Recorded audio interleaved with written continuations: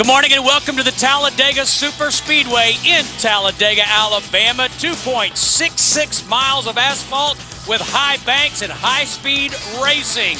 We're going to set the field for the UAW 4 to 500 in Bud Pole qualifying. Before we do that, we go down to pit road and check in with Alan Bestwick. Steve, of course, the big story of the morning here at Talladega has been the fact that a smaller restrictor plate has been issued by NASCAR to the team, smaller by 1/64th of an inch on the openings. Danny Lawrence is the manager, the trackside manager of the RCR engine program. He's got 2 cars in the chase for the Nextel Cup. Danny, a smaller plate without a chance to practice it or test it. Does it concern you there may be problems caused by that? Well, it does concern us anytime that we have a change that we've not got to practice. But you know, the good thing about it is it's across the board. Everybody has to go by the same rules. Being that this is a smaller plate, you know, we don't have to worry about RPMs going out of our RPM range, and it's one of those things that it's kind of the nature of the beast. Grant Lynch has came in and reconstructed this racetrack, and the racetrack is so smooth right now. I think they said it only varies an inch all the way around the racetrack. Yesterday in our Friday practice, most people didn't do any qualifying runs. They just did race runs, and the speeds were a little bit, I guess, let me say this right, I guess too close for safety, for the insurance and this and that. So I'm not going to say we didn't speculate that they might make a change, but you know, it would have been nice to be able to practice, you know, with the smaller plate, with the 7/8 plate. But it's not going to blow anybody's engine up because they went down in size. It's not going to make anybody fall out of the race, and it is the same for everybody. And you told me just before we came on the air, the practical effect of it is just a little less RPM. It's going to be a little less RPM. We've already done race simulations on it this morning. It's about 13 horsepower. Give or take one, or you know, either way, but it's the race fan's not going to know any difference. You know, the drivers won't know any difference. All the cars will be going the same speed. Fuel mileage will be slightly better. It's just going to be a little bit less air. All right, Danny, thanks very much. Let's go back up to Steve. Thank you, Alan. Let's take a look at the point standings with 3 races down in the chase for the Nextel Cup and 7 to go. Just 96 points separating the leader, Jeff Burton, from the 5th place driver. In fact, his teammate, Kevin Harvick at Richard Childress Racing. Hi, everybody. I'm Steve Burns alongside Larry McReynolds and Jeff Hammond. We come to a place that's unpredictable, and as you just heard from Danny Lawrence, of course, we have a rules change on the morning of Bud Pole qualifying. But, Larry, first I want to talk about, we are going to have a pole sitter. We will set the field, but the numbers in history seem to indicate you want to start from at least a top 10 starting position. 54 of 74 races here won from the top 10. Well, I think the reason that is when you come here, you've got what you've got, and the fast, they stay fast all weekend long. But I think the other reason, Steve, is one reason, you know, if you start 30th tomorrow, you can be running in the top 10 by lap 2 or even lap 1.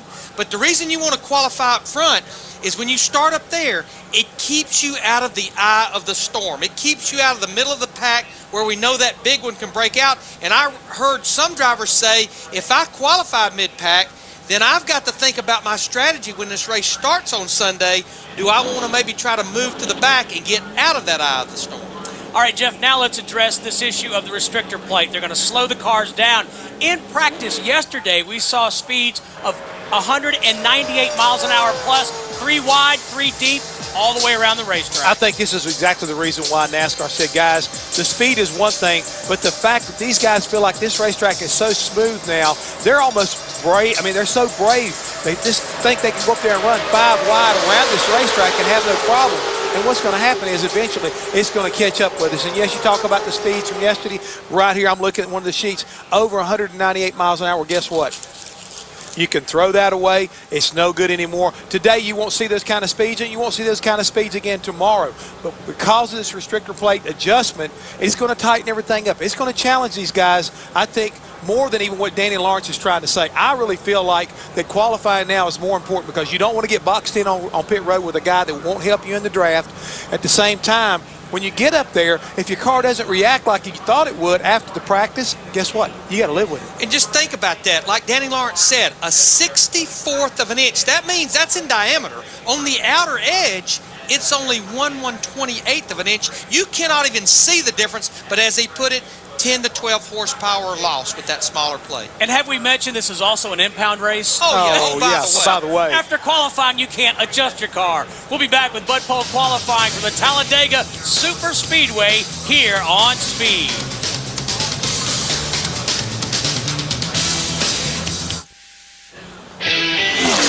Speed presentation of NASCAR Bud Pole qualifying from the Talladega Super Speedway is brought to you by Advance Auto Parts, providing car care know-how to protect your investment. We're ready in advance. First car is ready to roll. Before that, let's go to Marty Snyder. Well, let's check out the effect of this new restrictor plate from the driver's perspective with Matt Kenseth. And so this is kind of a curveball, a new restrictor plate, a smaller one. How will that change what happens tomorrow?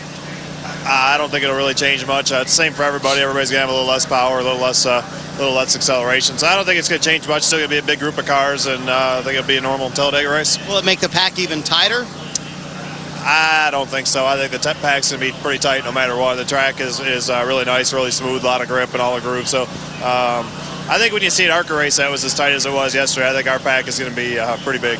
The obvious question is, I'm sure you guys would love practice. Was that ever brought up in the meeting?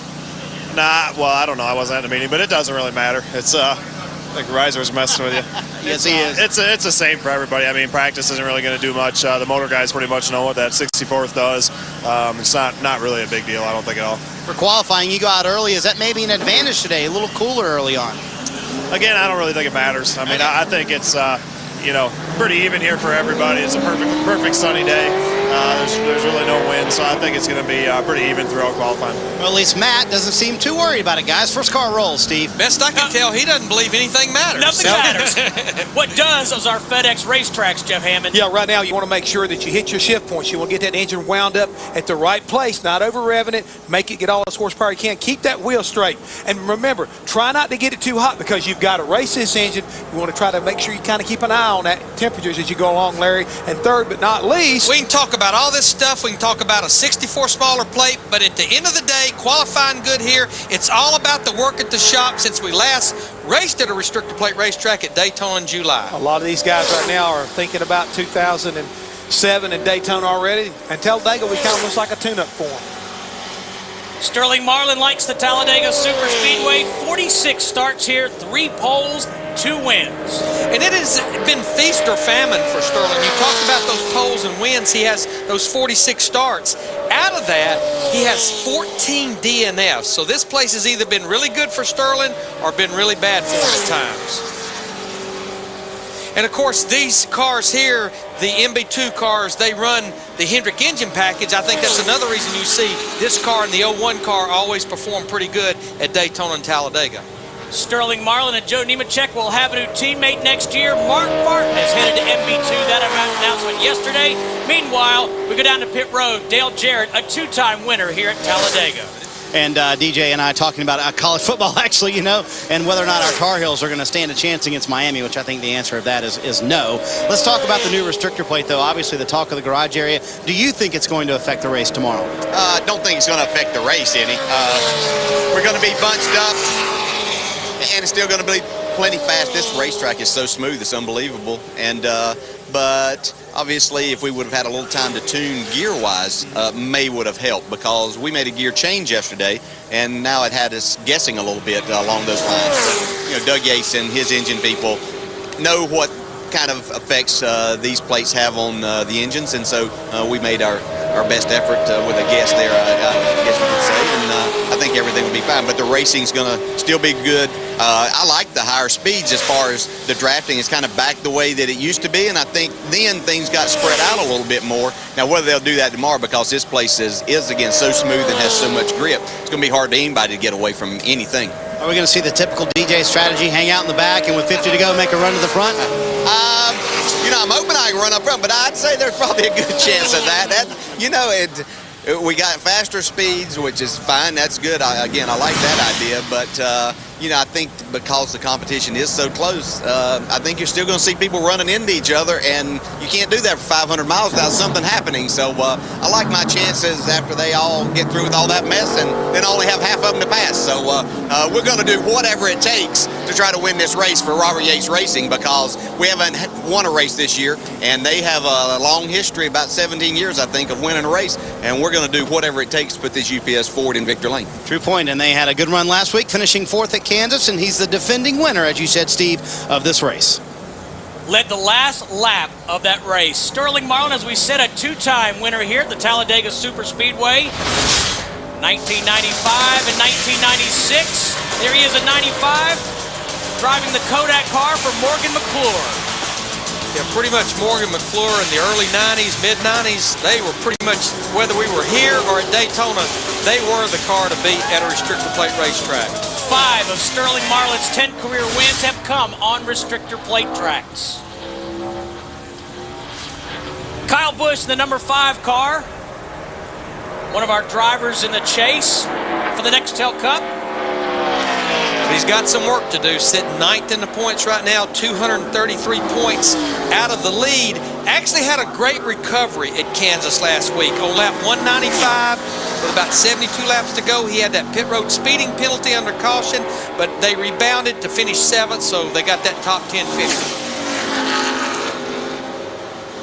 Kyle Busch has 3 starts here at Talladega, just 21 years old, and this place hasn't been kind to him. His best finish, 32nd. What does that tell you? I'd say he's been in the eye of the storm a few times, do you think? Exactly right. I think that's one thing about this racetrack and this particular race. If you challenge it too hard, if you're too aggressive, it will get you in a hurry. What? And if you don't believe that, the guy that we were interviewing earlier, Dale Jarrett, has probably got this thing figured out better than anybody else in the garage here. He has finished this race just about, in the last 15 races, I think he's been in the top 10 about the last 15 times. And Jeff, did you notice he didn't directly answer Marty's question, but Marty said, you're going to go to the back and hang out. The point is, when he said we're going to do whatever it takes, if he can go to the front and stay out of trouble, he will. If he can't, he's going to go to the back. He qualifies up front, and he can stay there easy, it'll be fine. But if not, he's going to drift to the back, and you can look for the 88 when it comes time for showtime, and he'll come back to the front.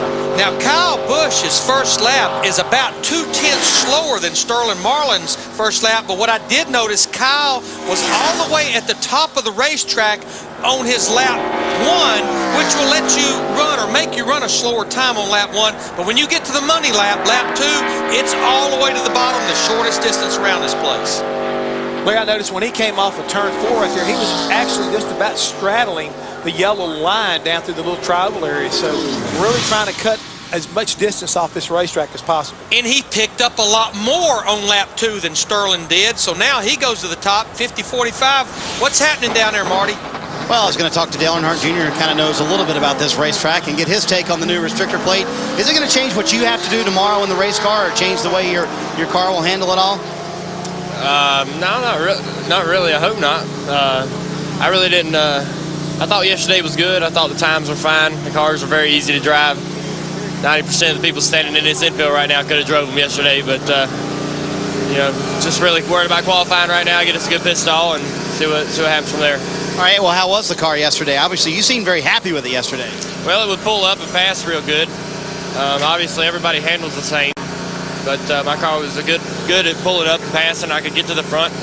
I've seen some other guys that were powerful and sort of know who I'm going to have to race with tomorrow. So, who is that? The 20 was one of them. Tony's always good. His car, his team built a really good car. His car really goes and gets out front well. So they got a lot. They got a lot on their plate for tomorrow, but we do too. We'll be all right. All right. Obviously, so far the drivers don't seem too concerned about this restrictor plate change, Alan. Sterling Marlin is probably not too concerned about the restrictor plate change, and being the first guy out, it's almost kind of unfair of me to ask you how you think that lap will hold up, huh?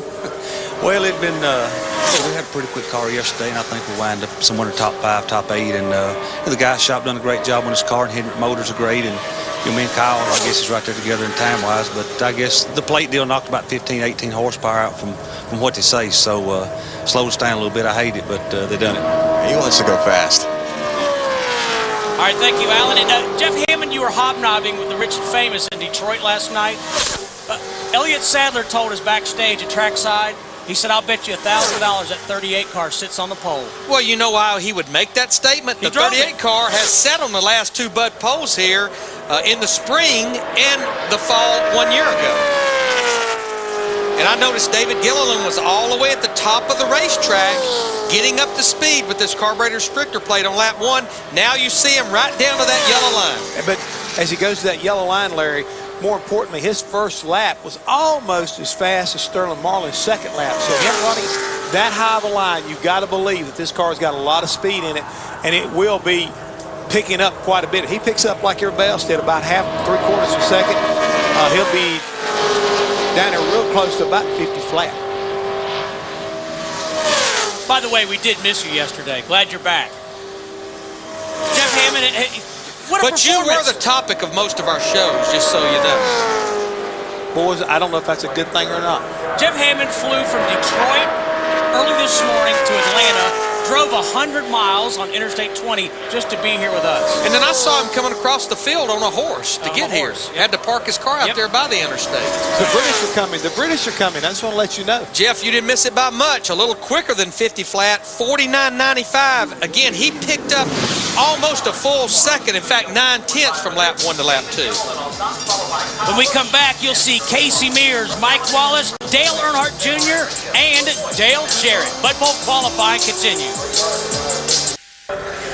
Tomorrow on Speed, the chase for the championship drafts into Talladega. JR, Jimmy, and Kenny break down the championship standings and how restrictor plate racing can turn any chaser's championship hopes upside down. Don't miss NASCAR Race Day, built by the Home Depot.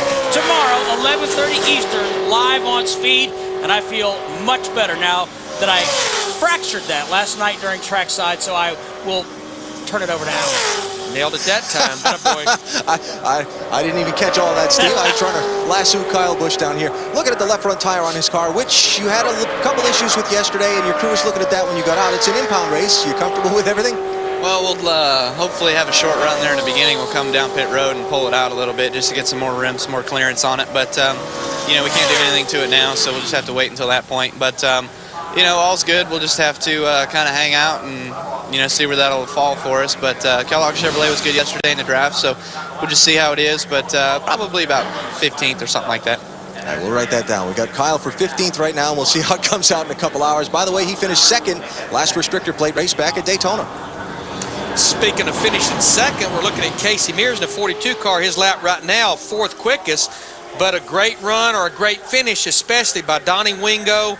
Casey Mears last week at Kansas, another one of the cars that stretched it. He was out of fuel like Tony Stewart, but it was enough to finish second. Also need to add that the driver that will be in that 42 car next year, starting in 2007, Juan Pablo Montoya, finished 3rd here in the ARCA race, and we watched that race, did a great job in every aspect of that race as far as drafting, pitting, coming on the pit road, restarts, did a great job. But Larry, he is a world champion. This is true. These stock cars may be a new challenge for him, but he is a world champion, so you got to believe he's going to be able to pick it up pretty quickly. And the other thing I want to point out right now about the Dodges, since that was the first Dodge we had on the racetrack, is in talking to Ray Evernham earlier, he was a little bit concerned that this restrictor plate may affect the Dodgers more than anybody else out there. Now, again, that's his perspective only, but he feels like the Dodgers may hurt more with a smaller restrictor plate than the Chevrolets or the Fords. Alan, that sounds like a competitor talking. What do you think?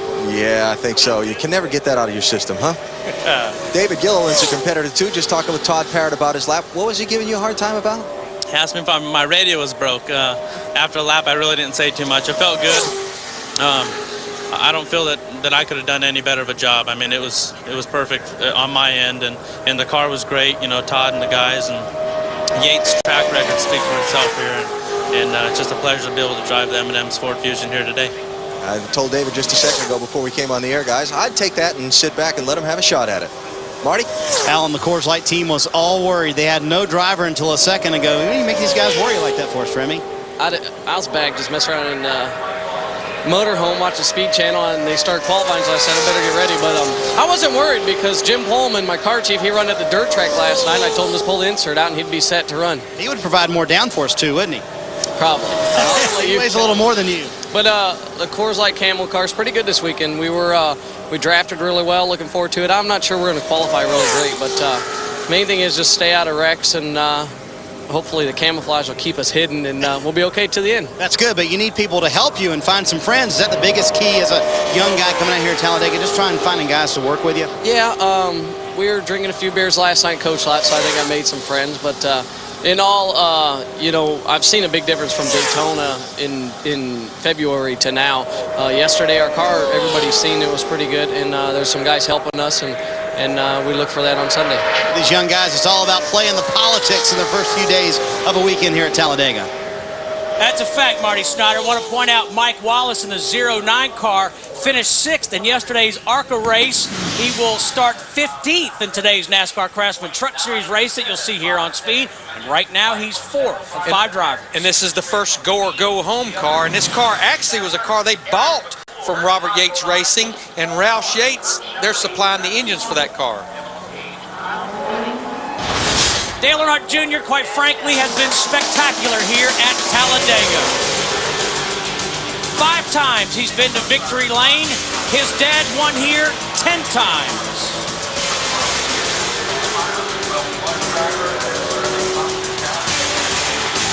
Guess the old man passed something down, huh?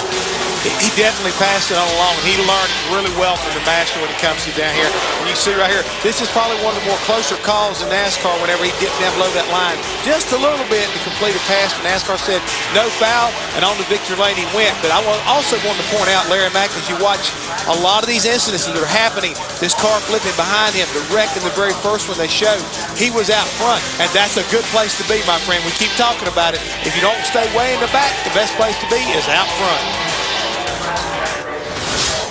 But now let me point this out about Dale Earnhardt Jr. You've talked about those wins, a 7-race stretch that ended in the fall of 2004, 5 wins and 2 second-place finishes. But since then, his finishes have been 15th, 40th, and 31st.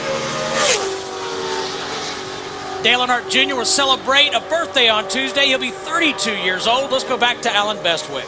With Casey Mears, who's just come out of a little huddle with his team members. Now, your track record here the last couple times has been to start toward the back and try and race your way up through. We're looking at that Sunday? I think that we're looking at the same thing, you know. Just for some reason, we just haven't been able to find speed here at the Ganassi team, and we're just, all 3 cars are kind of struggling by ourselves. But Texaco Haviland Dodge drives really well in the draft.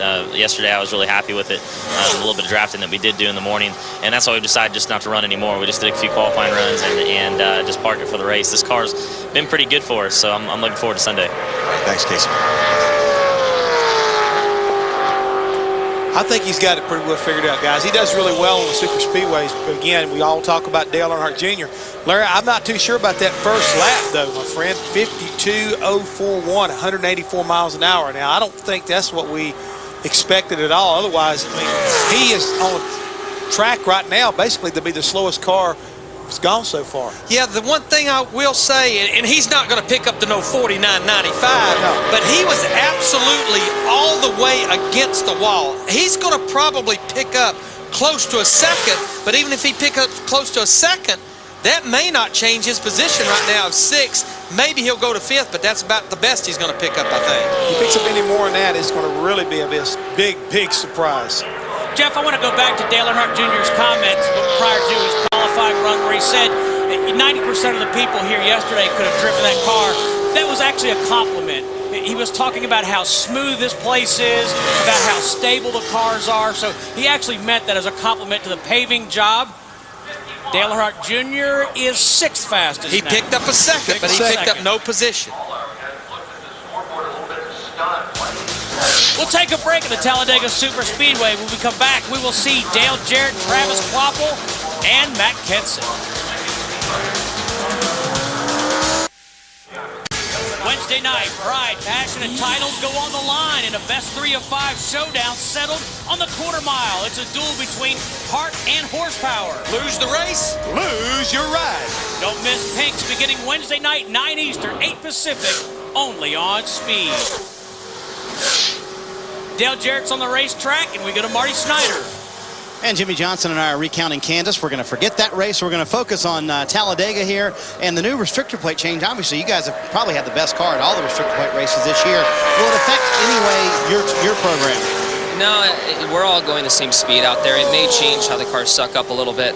I think a lot of people are guessing on gear right now, but beyond that, we're still going to be in a big pack. The speeds are going to be similar to what we've had here in the past, so it really should make a big difference. For you guys, this car has been phenomenal this year. It won here in the spring, and you had to change a few things on it, though, after July race when you got in the wall with Bobby Labonte. They fixed a lot of stuff, but from all reports, the car is back to normal. Yeah, the car's back to normal. They were taking off my spoiler there, and unfortunately, Bobby was on the outside of me, and I pinned him into the wall. Heard a good finish that we had going there for the 4th of July race, but looking forward to good things here. They had to replace the right side and most of the front on this 48 car, but the team very, very confident in it still. Thank you, Marty. Jimmy Johnson, as we said, a winner of the Daytona 500, and here in May. Dale Jarrett's first lap, pretty good first lap, 50.89. He goes to second quickest right behind his teammate David Gilliland at a 50 flat. So now the two Yates Fords up there 1-2 after 7 cars qualified. The plot thickens a little bit. Alan Bestwick with Dale Earnhardt Jr., who has just climbed from his car and has just stepped into, let's see, what's the best way to get around this huddle here? Probably this way. Talking with Tony Gibson and the rest of his team. Junior, I'm going to just speculate, and you tell me for sure. Are you a little disappointed with that lap time? Yeah, we are. We got NASCAR changed the plate, and we really don't know what the gear to put in and stuff, so we must have made our own call. So just kind of threw us under the bus there with that change this morning. So we ain't got no practice, so we don't really know what to do. So tomorrow could be a guessing game for you. Well, we got no more guessing. It's an impound race now, so, I mean, it pretty much is what it is. We just wish we'd have had some practice or some laps on the track with the new plate, which you would assume would be the case, but I guess not. All right, thanks, Junior.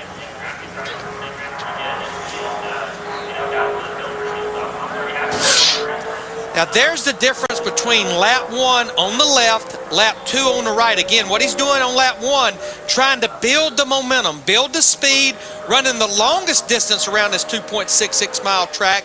But on the money lap, the lap he's going to be the quickest, all the way to the bottom, the shortest distance. But just following up on what Dale Earnhardt Jr. is talking about right here is we've got Travis Quapple, another go-or-go-home car out there qualifying the 32 car, is these restrictor plate engines alone qualifying, max horsepower somewhere around 72 to 7,300 RPM. Nothing like the 94 we run unrestricted. Well, in the spring race, when the pace was slower here, these guys were pulling like 322, 325 gears. When they got here, because the speed was up with the new pavement, they had to go to a higher gear because the speeds were up to get the RPM back down. They went to the lower number, 315, 318. Well, it appeared that a lot of the teams this morning were going back to the lower gear, anticipating the speeds were going to be slower. It just sounds like they have not maybe went low enough, possibly with the 8-car gear. Let's take that a step further, Jeff. Let's talk about the box that Dale Earnhardt Jr. is in, and he referenced it. He said, we're done. His only option, I guess if they change a gear, they'd have to start in the rear of the field. But my question to you is NASCAR going to allow that? No, I don't think they will allow that. That's the whole problem right there. It's kind of like changing an engine. You're not going to get a chance to change that gear unless you can show them there's something wrong with it, even though you want to make that change, and they would gladly go to the back of the pack with Dale Earnhardt Jr. and a gear change if you get by with it. But NASCAR is, I got to believe, Larry, unless under these rare circumstances that putting this plate on them and not giving them the opportunity to test it, they may say, okay, guys, we're going to allow it, but anybody that does make the change has got to go to the back of the pack.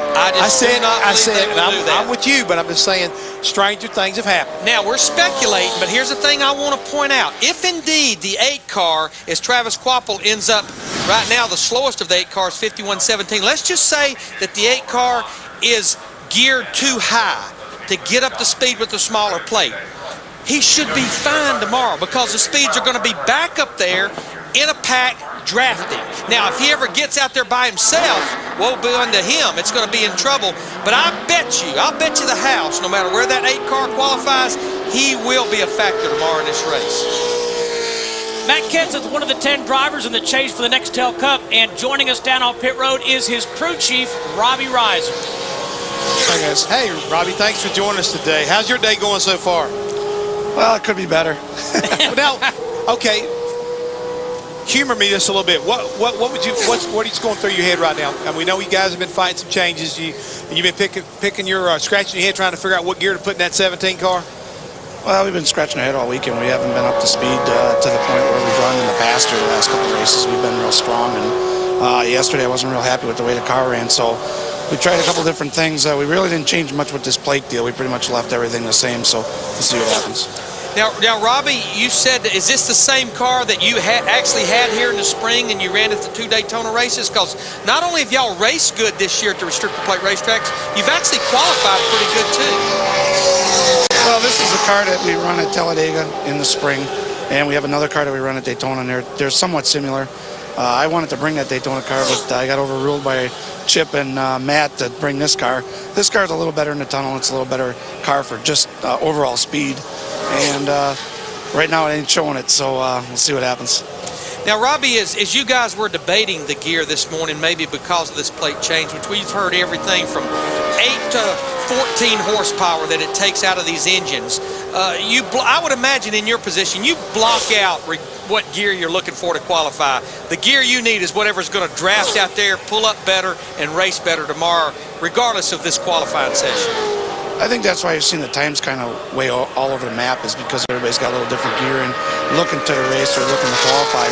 Our situation, we ran a couple different gears yesterday, so we kind of knew what we wanted to do this morning. 51.70 on your first lap, Robbie. Is that about what you expected?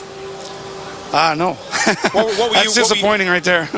You probably didn't know what to expect, right? What to say, especially with the plate change?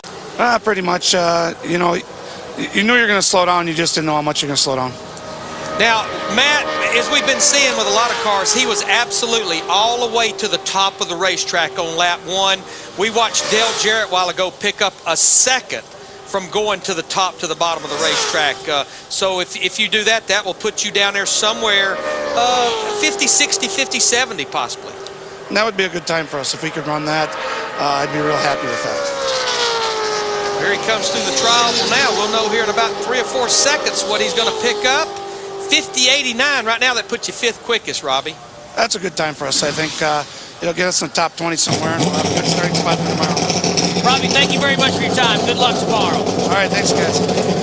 So David Gilliland still the fastest. His teammate Dale Jarrett is 2nd fastest. More Bud Pole qualifying, including Jimmy Johnson, after this.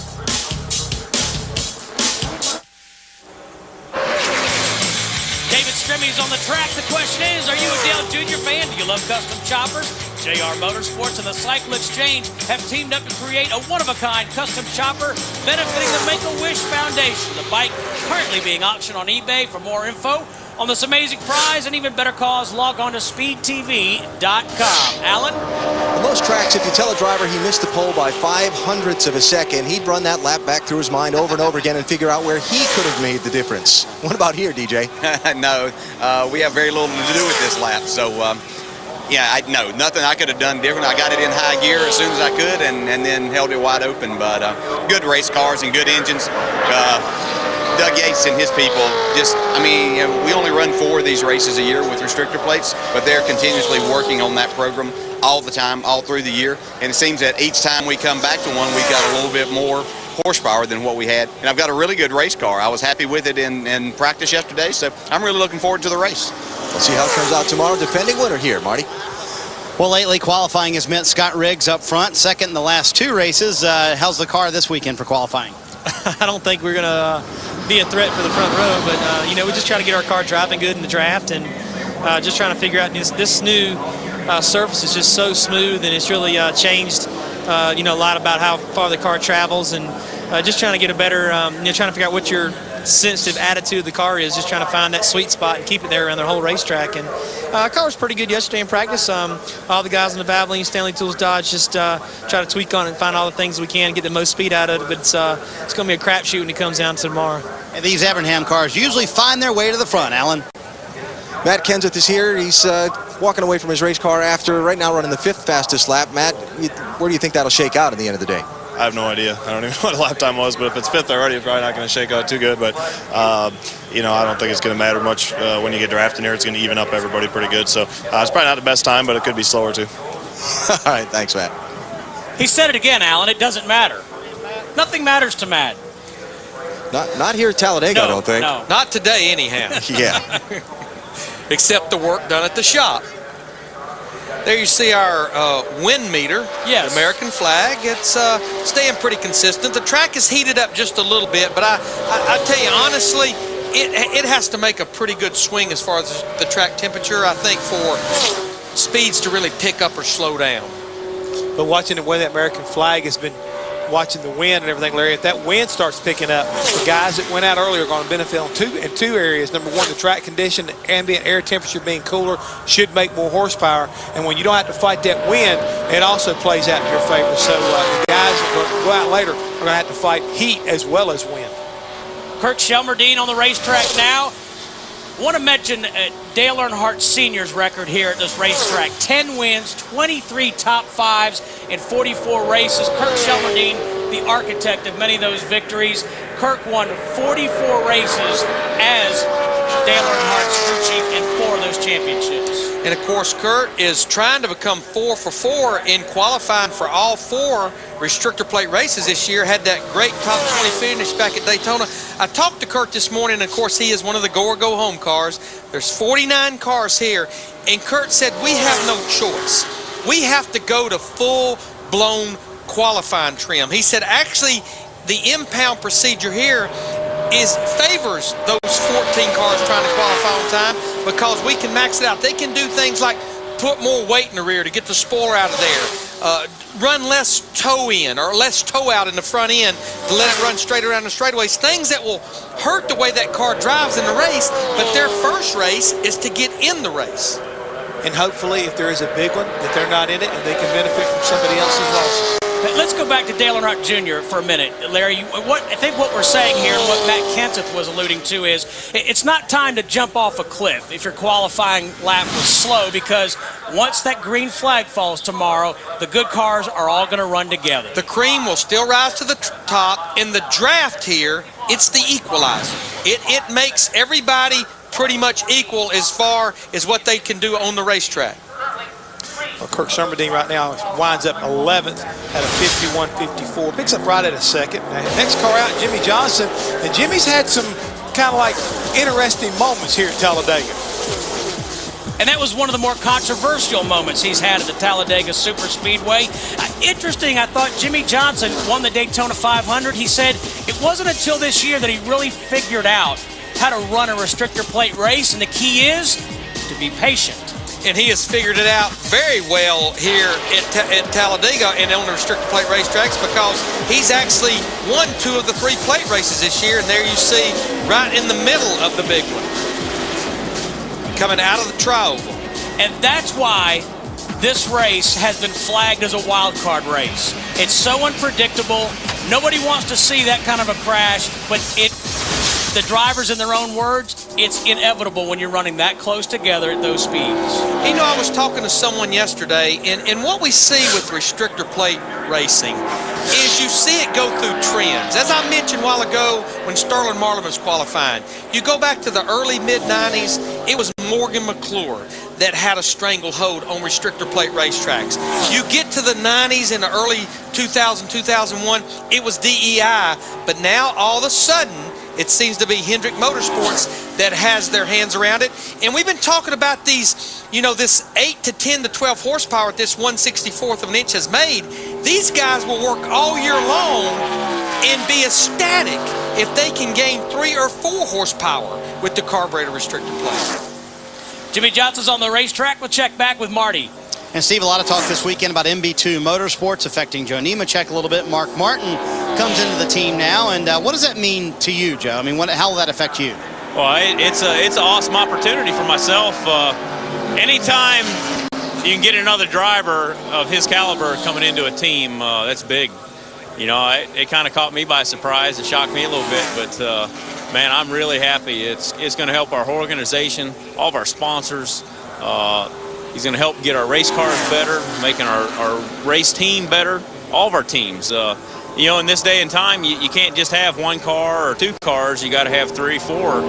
You got to max out NASCAR's rules. So I think Mark's going to be an important tool for helping us grow our organization in the next few years. When did you find out about it, and how will it change your team? Is your team going to stay intact, or will you be building a new team? Well, there's a lot of things that are changing, a lot of stuff still up in the air, but the 01 in Army is still going to be the same car. I think those driving duties will be split between Mark and Regan Smith.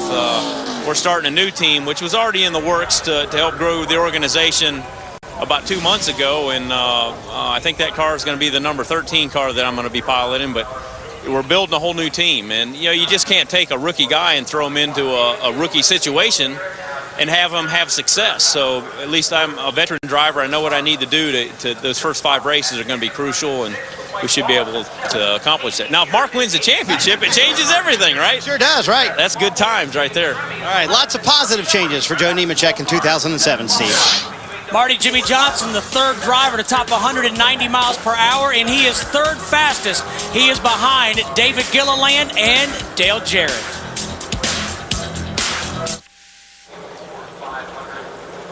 Back at Talladega, we'll remind you, following Bud Pole qualifying, it's the NASCAR Craftsman Truck Series in action, making their debut on this track. And the John Deere 250, Mark Martin starts from the pole, and Jeff Hammond's driver, David Starr, will start 9th. Man, we're excited about that, too, because David did a great qualifying effort. We also got a new sponsor, guys. What? We got a new introduction into NASCAR, American Commercial Lines. They're guys who own barges. You see barges going up down these rivers around Detroit, Mississippi. Is that where you were on a barge last night? I was inspecting one of the towboats up there in Detroit. I told you we'd get to the bottom of the story, and there's still more to come, I'm sure. More to come. Exactly. I tell you what, pretty good pickup for Eric McClure. He is 7th quickest, yeah, and he is the fastest right now of the go-home car, so he's looking in pretty good shape. I think they should be able to make it. At a 50.95. Marty Snyder. Carl Edwards and I are talking about what he doesn't know, and you don't know what's going to happen with this car today, do you? I have no clue, but I'm assuming this Office Depot Fusion will handle real well around here. I mean, they slowed them down a little bit. It's wild. This track is so smooth and so nice and has so much grip now that it's going to be interesting. I mean, it feels like you could run 240 miles around, 240 miles an hour around here, so we'll see what happens. There seems to be some prevailing wisdom that the smoother surface is going to make guys feel like they're a little braver. Is that the case? Well, in fact, after practice, the guy came up to me and said, "What do you think about the speeds?" And I was like, "What? Are they down that far?" He's like, "No, they're up." And I was like, "I can't believe it. Feels like we're going slower, So yeah, I think you'll see guys putting their cars in places where they didn't before, which is crazy. I don't know what's going to happen. Rave reviews for the surface, but everybody's still questionable about what's going to happen tomorrow, Alan.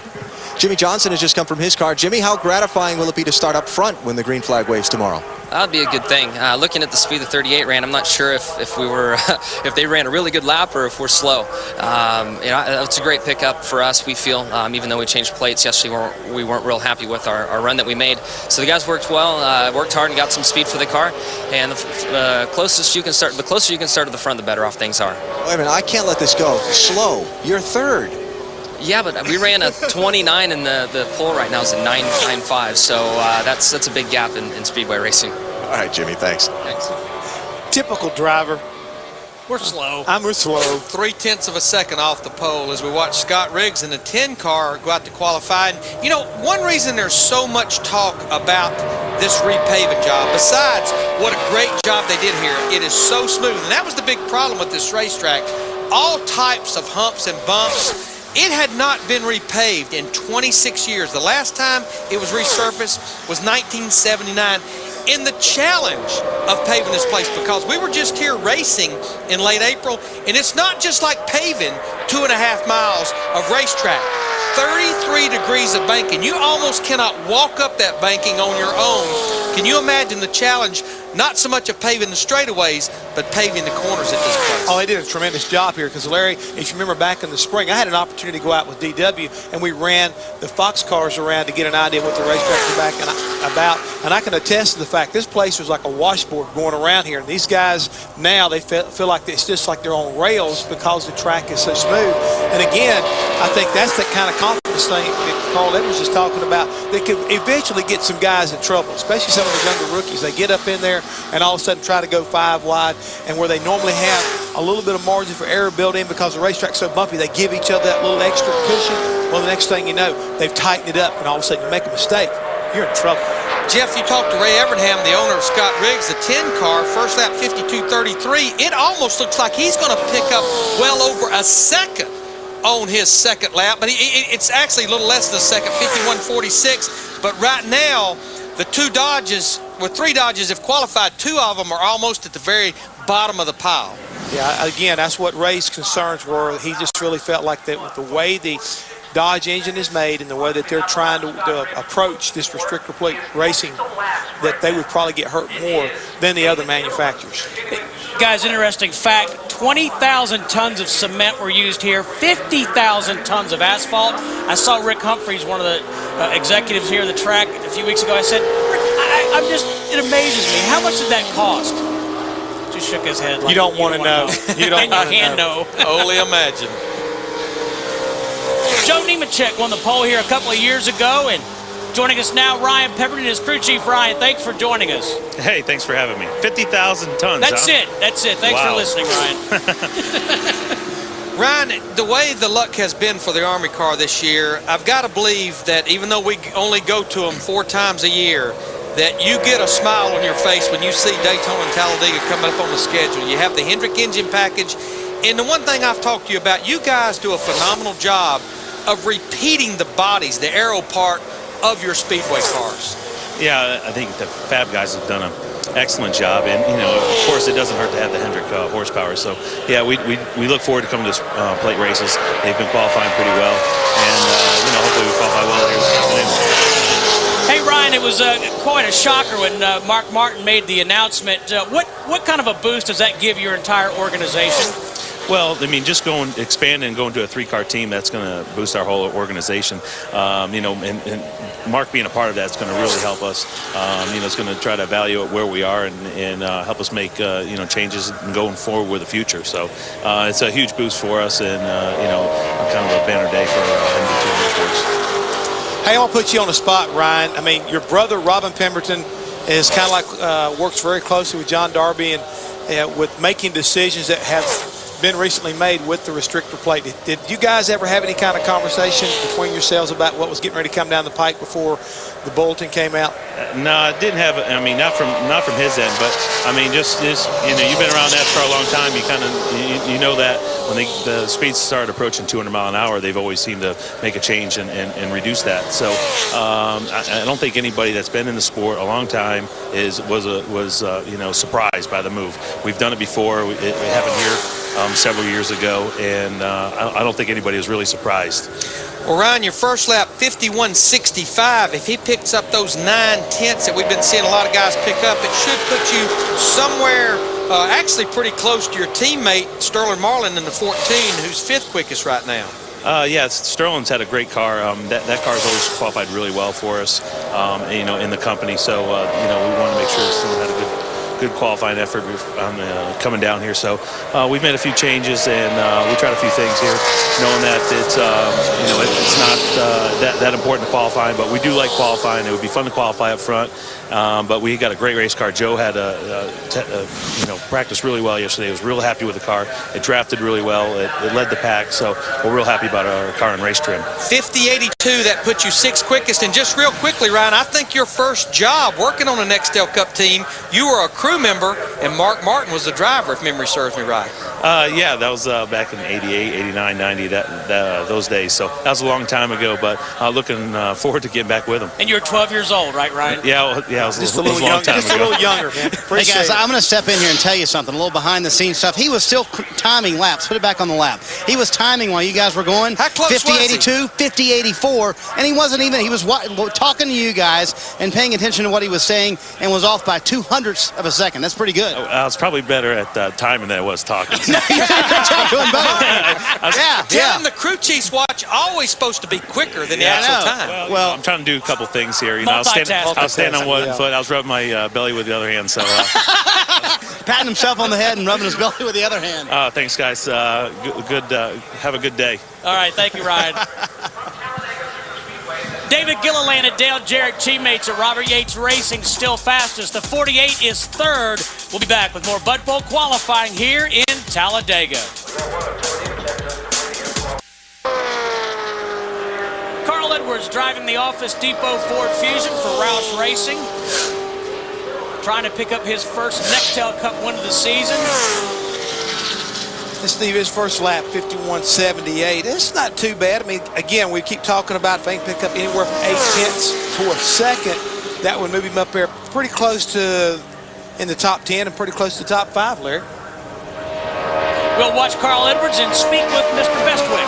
Who will speak with Mr. Riggs, who, when you look at the practice sheet, had the 8th fastest lap. I know that was in the draft, but now you're going to be pretty well in the back for the race. Some thoughts? Well, first, I'm not Mr. Riggs. That's my dad.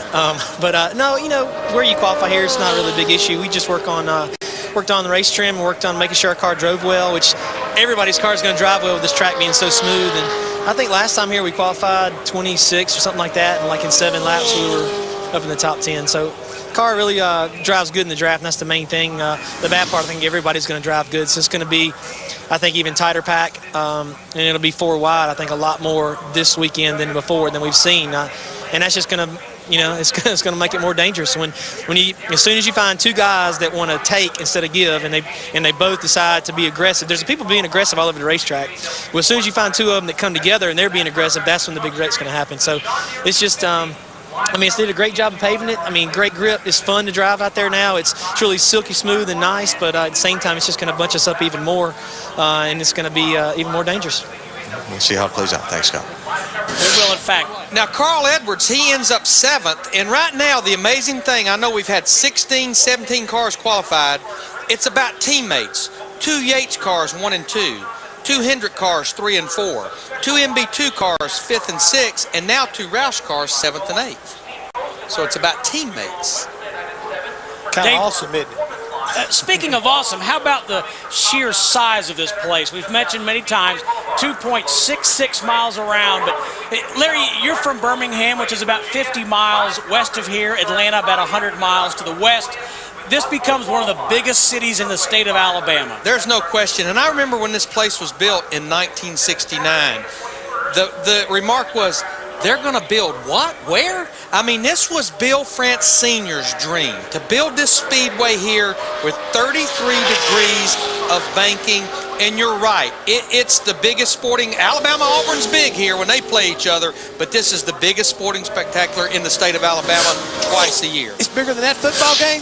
Hey, Marty, can you believe Larry Mack pulls for the Crimson Tide and the War Eagles? Yeah, it's not allowed in this state, It's not allowed. is it? It's illegal. We should broadcast that to everybody in these stands, anymore, okay? Well, they'll still come find you, Larry Mack. You got to pick one or the other. Martin Truex Jr. has been running awfully well lately, and as you pointed out to me, finishing well, and that's been the key lately, hasn't it? Yeah, it really has. I mean, we've had a little bit of good luck, but the biggest thing is Bono and all these guys on the Bass Pro Chevrolet are doing a really good job during the race. You know, part of the thing we struggled with throughout the year was getting better throughout a race and making adjustments throughout the race, and that's all coming together now, it seems like, and we're putting finishes together, and hopefully we can do that for the rest of the year.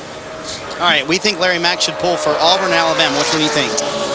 Alabama. You can't pull for both. Alabama. Alabama? All right, Martin says Alabama. You know, you need to pick one or the other, Larry Mack. Well, the reason I am a true die-hard Alabama fan, but when they're not playing each other and Auburn's having a season like they're having and a chance to win a championship. Hey, that'd be like Marty pulling for North Carolina and Open my mic. Okay, yeah, I was going to tell him to open my mic. Don't muddy the Steve waters. is leading this because Steve knows my theory on this, that I pull for the ACC no matter what. So sometimes that means you have to pull for Duke, even though I really can't stand Duke, but you pull for your conference. Right, Larry Mack? You make your rules, Steve Burns. I'll make mine. Larry Mack pulls for a state, not a conference.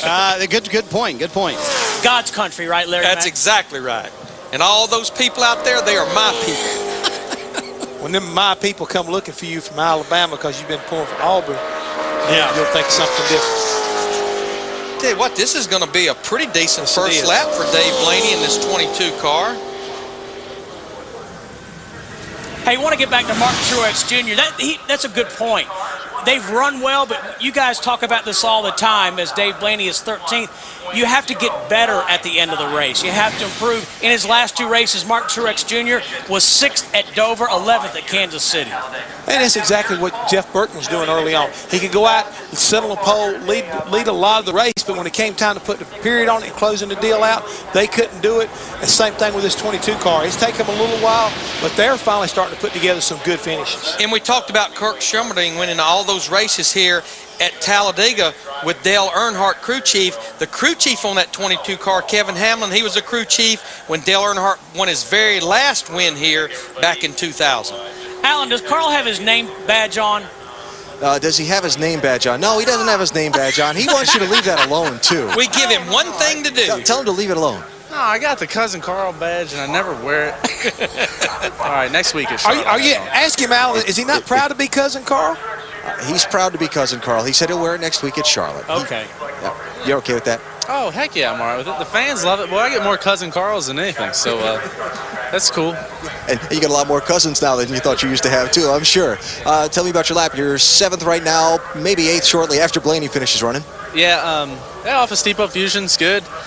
I mean, it's just, I didn't know about the plate thing until I got out there to the car, you know, so just different stuff and new surface, pretty neat. It's really smooth. It should be an amazing race. I don't know what's going to happen, but it'll be exciting, I'm sure. I just say define amazing for us.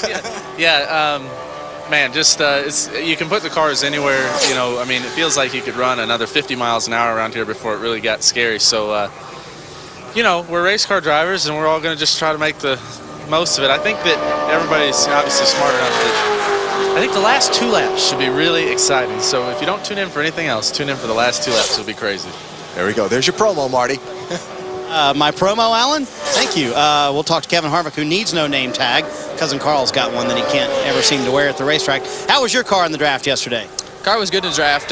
You know, we went through some gears and different things just to try to get the attitude of the car right, and with the springs and shocks and everything that we don't normally do here. We normally just come here with a set package and go from there and park it and be done. But Jim Goodwin Chevrolet was pretty good, and found out, you know, a few little things here and there, but nothing major. Still the same old Talladega. Last week at Kansas was, let's say, an adventure for you at a minimum, right? It was an adventure. We changed the spring during the race, and these guys did a great job getting the car back competitive, and got our lap back, drove back up in the top 10, and it came down to fuel mileage. But all in all, it was a great weekend for us. Took what might have been, 30th place finish and turned it into a 15th. That's not a bad day, guys. Hey, Marty, ask him about his big announcement this morning. Big press conference. Okay, big press conference for you this morning, and I'm sorry I'm being filled in about this right now. Yeah, we announced our new primary sponsor for the next few years, Shell Pennzoil, gonna be on our Monte Carlo, so we're really excited about that and looking forward to the next few years. All right, very good. Anything else you want to know, Steve? No, I'm good.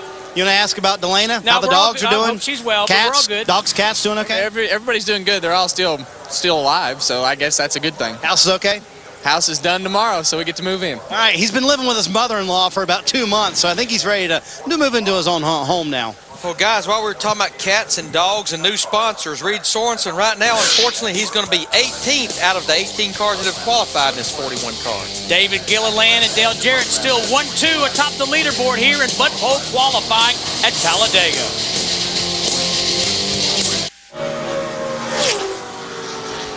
Martin Truex Jr., the 1 car, the DEI Chevrolet, has won his last 3 NASCAR Busch Series starts here. Trying to qualify that number 1 car. David Gilliland is the fastest. We'll check in with Alan. Who is going to check in with Dave Blaney. Dave, we've seen on the unrestricted tracks lately your team's program coming on and results improving. How about on the restrictor plate races this year? Do you have an improvement from where you were earlier in the year? Well, I thought from yesterday's practice, I was very encouraged. It ran well in a group. You don't know how you're going to come out here and run by itself, and I was hoping we'd run a little faster by ourselves, but you're not going to run by yourself tomorrow, any. So, like I said, we were encouraged yesterday, and you never know till you get that big, huge pack out there. But so far, so good. All right, good luck tomorrow, Dave. All right, thank you, Alan. Martin Truex Jr. and his Chevrolet. No, this is another team that's come to life here the last couple of weeks. Had that 6th place finish back at Dover 2 weeks ago, finished 11th at Kansas. His first lap, 51.76. So if he can pick up, the 9/10 we've seen, he'll end up being a 10th or 2 quicker than his teammate Dale Earnhardt Jr. in the 8 car, who right now is 12th. You know, we're about halfway through this qualifying session, and I know we have a lot of viewers that totally understand the carburetor restrictor plate, but for the new viewers, I want to answer the question, why do we race carburetor restrictor plates here in Daytona, and then why did they go smaller? this morning? Well, pretty much you don't want these cars, and we do not need these cars going over 200 miles per hour. When they are over 200 miles per hour and one gets sideways, they want to take off like an airplane. That's the reason we run the carburetor restrictor plate at the 2 racetracks where they run wide open. In yesterday's practice, you heard Danny Lawrence talk about it at the top of the show, we saw cars well over 198 in the draft. In fact, in the first practice, we basically had 30-something cars over 196 miles per hour. NASCAR got a little nervous about that, and like was also pointed out, the fans will not know the difference, absolutely. In fact, it could enhance better racing. Martin Truex Jr. is 7th fastest. There's Reed Sorensen. Allen is with him. He's doing some kind of hand driving like all these drivers do, trying to explain something about his car to the crew as they pushed it away. Safe to say you'll be a little disappointed with that time? Yeah, it's probably about what we expected. Our cars are not really fast. Definitely not fast in qualifying trim, but seem to be okay in the draft. We'll see tomorrow, but the guys are working hard as they can. We just really can't find out what the deal is, but you can't tell as a driver really where it's slow. I mean, the car drove good and the track's nice and smooth, and we'll just have to do our best tomorrow and try to get a good finish. A quick thought on if a guy with a yellow stripe on his bumper can get enough drafting help in a race like this to get up through the traffic tomorrow.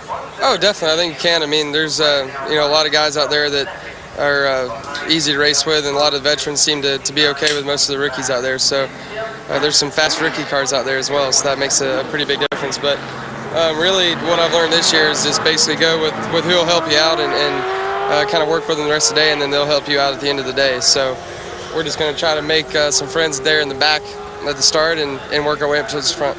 All right, Reed, thanks. Guys, what I'm hearing from this driver, and I think, again, it reiterates what Larry brought out for our FedEx qualifying note points. The work has to be done at the shop. At a racetrack that's this smooth now, when you get your setup down in the car, and with what NASCAR restricts you from doing, you pretty much got everything you can get out of the car. And if you haven't done your homework prior to getting here, it could be a really long weekend and a very frustrating weekend, leading all the way up to and through the fact that even though the draft helps you, you might not have a good enough car to get past anybody. You might be able to hang on, but you're not going to be able to go up front and be the big dog on the corner and be able to lead this race. Well, there's two things. There's a lot of things that will help you run fast here in Daytona. Biggest thing's more horsepower. The other thing is that big black rear spoiler on the rear of the car, if you can get it out of the air. They mandate the angle on it at 55 degrees. They mandate the size of it. And to where the car doesn't travel way down in the back, they mandate the rate of the rear springs at 375 for every race car that will qualify and race here tomorrow. Plus, they issue the rear shocks. Every car here will qualify with the same style and type of rear shock and race them as well. And that's the reason why when we hear people talk about restrictor plate racing, I want them to get rid of the plate. The plate is just a small part of what goes on with these racetracks like Daytona and Talladega. I've come to the conclusion they're restricted racing.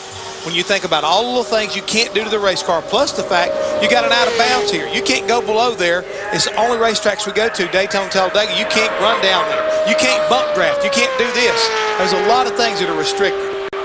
And most of those rules, to be honest, as we said, Jeff, are safety related. Now, let me ask you this question about, as we watch Derek Cope in 74, you talk about getting that spoiler out of the air. How do you achieve that, given the fact that the springs, the shocks, and all those other things are mandated? You're not going to do very much at all. What you hope you can do is places on the aero part of the car that's not dictated by a template or a measurement.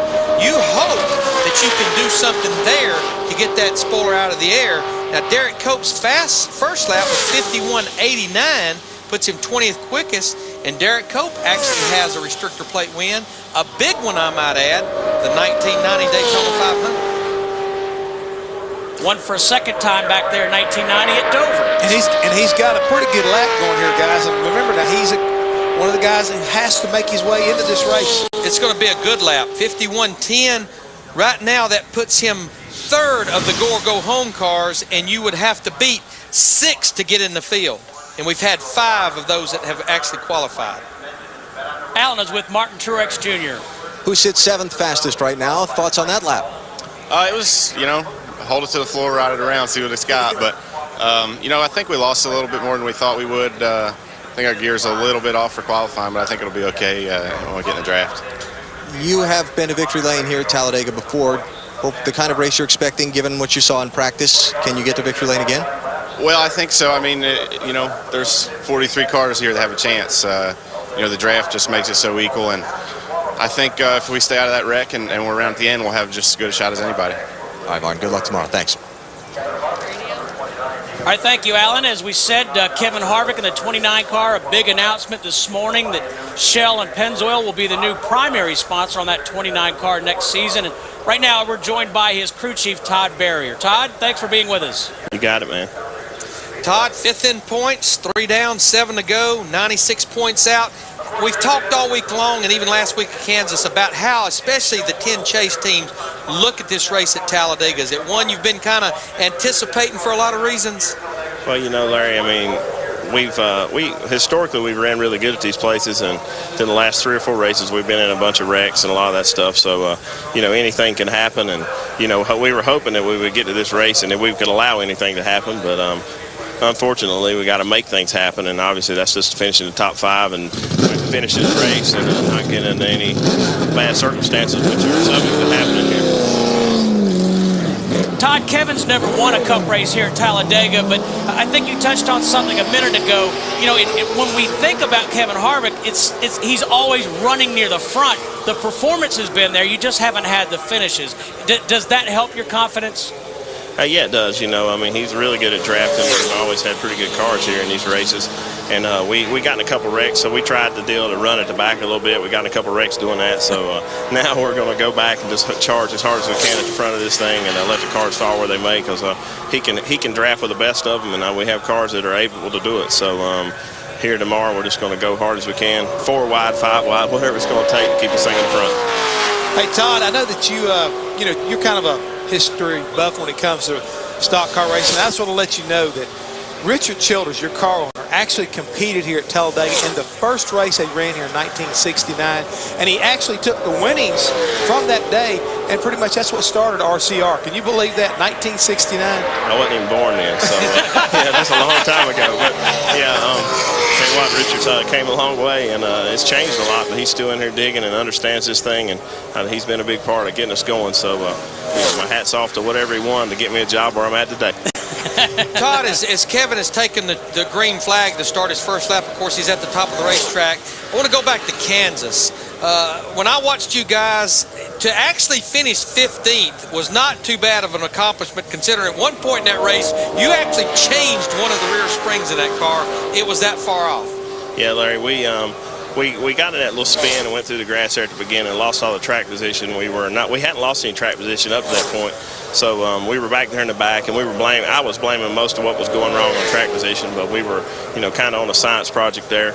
So a lot of the things we're doing now with these cars, man, are a lot different than what we've had to do, and we keep pushing it every week. And the pace wasn't quite good. The pace wasn't fast enough for us to be able to run the spring we had in the right rear. We had to get off of it, get the car freed up. We luckily did get that thing changed, and had a car able to run 7th, 8th place, I thought, you know, and then the gas mileage thing happened. But to come from into 30s where we were running half the day there, most of the beginning of the race, to be able to pull that off, you know, that's what you got to do. You know, obviously we want to be better than 15th, but 15th was better than a week before when we were 32nd, so that's just what we got to keep moving forward.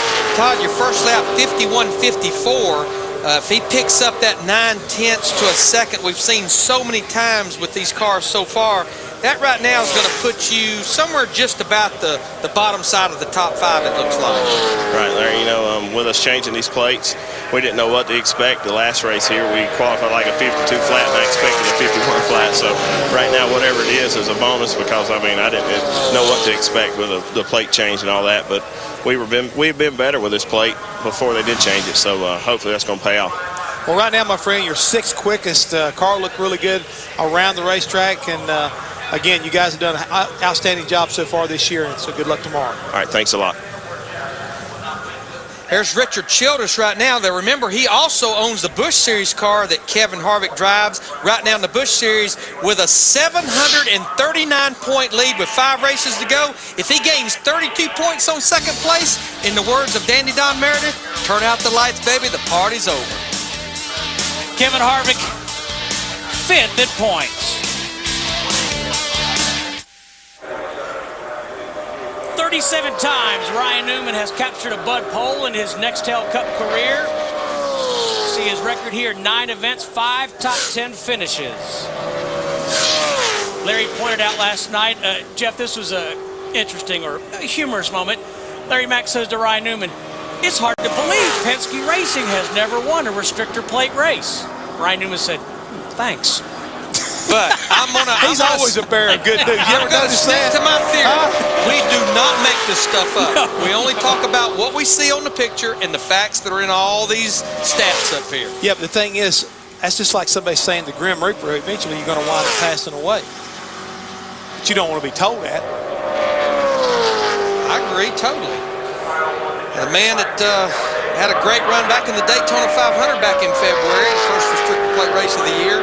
Finished third, first lap 51.59 for Ryan Newman. He picks it up to 50.72.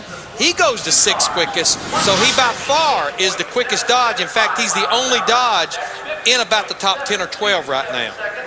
Decent qualifying effort for Ryan, but he will not get the one pole for the UAW Ford 500. Downstairs to Paul.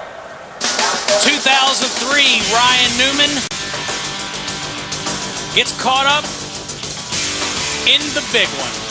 Oh, those first couple of years for Ryan at Daytona and Talladega, they were not pretty races at all. Yeah, they were definitely character testers when it came to some of the crashes he endured. Character testers for him and the Fab Shop. Exactly. His best finish here is 4th. He's accomplished that twice, but he's also had 4 finishes of 33rd or worse. Hey, Hammond, by the way, could you ixnay the Grim Reaper talk just for the time being? Larry's the one right now brought it up. You did. I didn't say a word about it. I have no idea what it is. It's like closing thoughts. Okay. Hey, Larry. Final thoughts. Larry, look who's on the racetrack. Jamie McMurray, our golf partner. Our golfing buddy right now. Up there, our old buddy J.R. Roberts. Yep. Had his golf tournament there in Mooresville the other day. Jamie and his dad, Jim, both pretty good golfers. And Yep. Mr. Hammond, you play a pretty mean game of golf, too. I really enjoyed the cigars, though. I was getting ready to say it was good fellowship on behalf of Mr. McReynolds. And that's about the extent of it. As I've said, the safest place you can stand when I'm hitting the golf ball is right in the middle of the green. You'll be in great shape. Didn't have your game working? No, just wasn't on it the other day. He was really squirrel hunting. Yeah. Now, Jamie actually made his very first career Nextel Cup start here in October of 2002, subbing for the injured Sterling Marlin, who was actually driving the 40 car then. Then he won the very next week at Lowe's Motor Speedway in his 2nd career start. Big night. Now, the other Roush cars right now, Carl Edwards is 10th, Matt Kenseth is 11th. So they're just up there, just inside and just outside the top 10.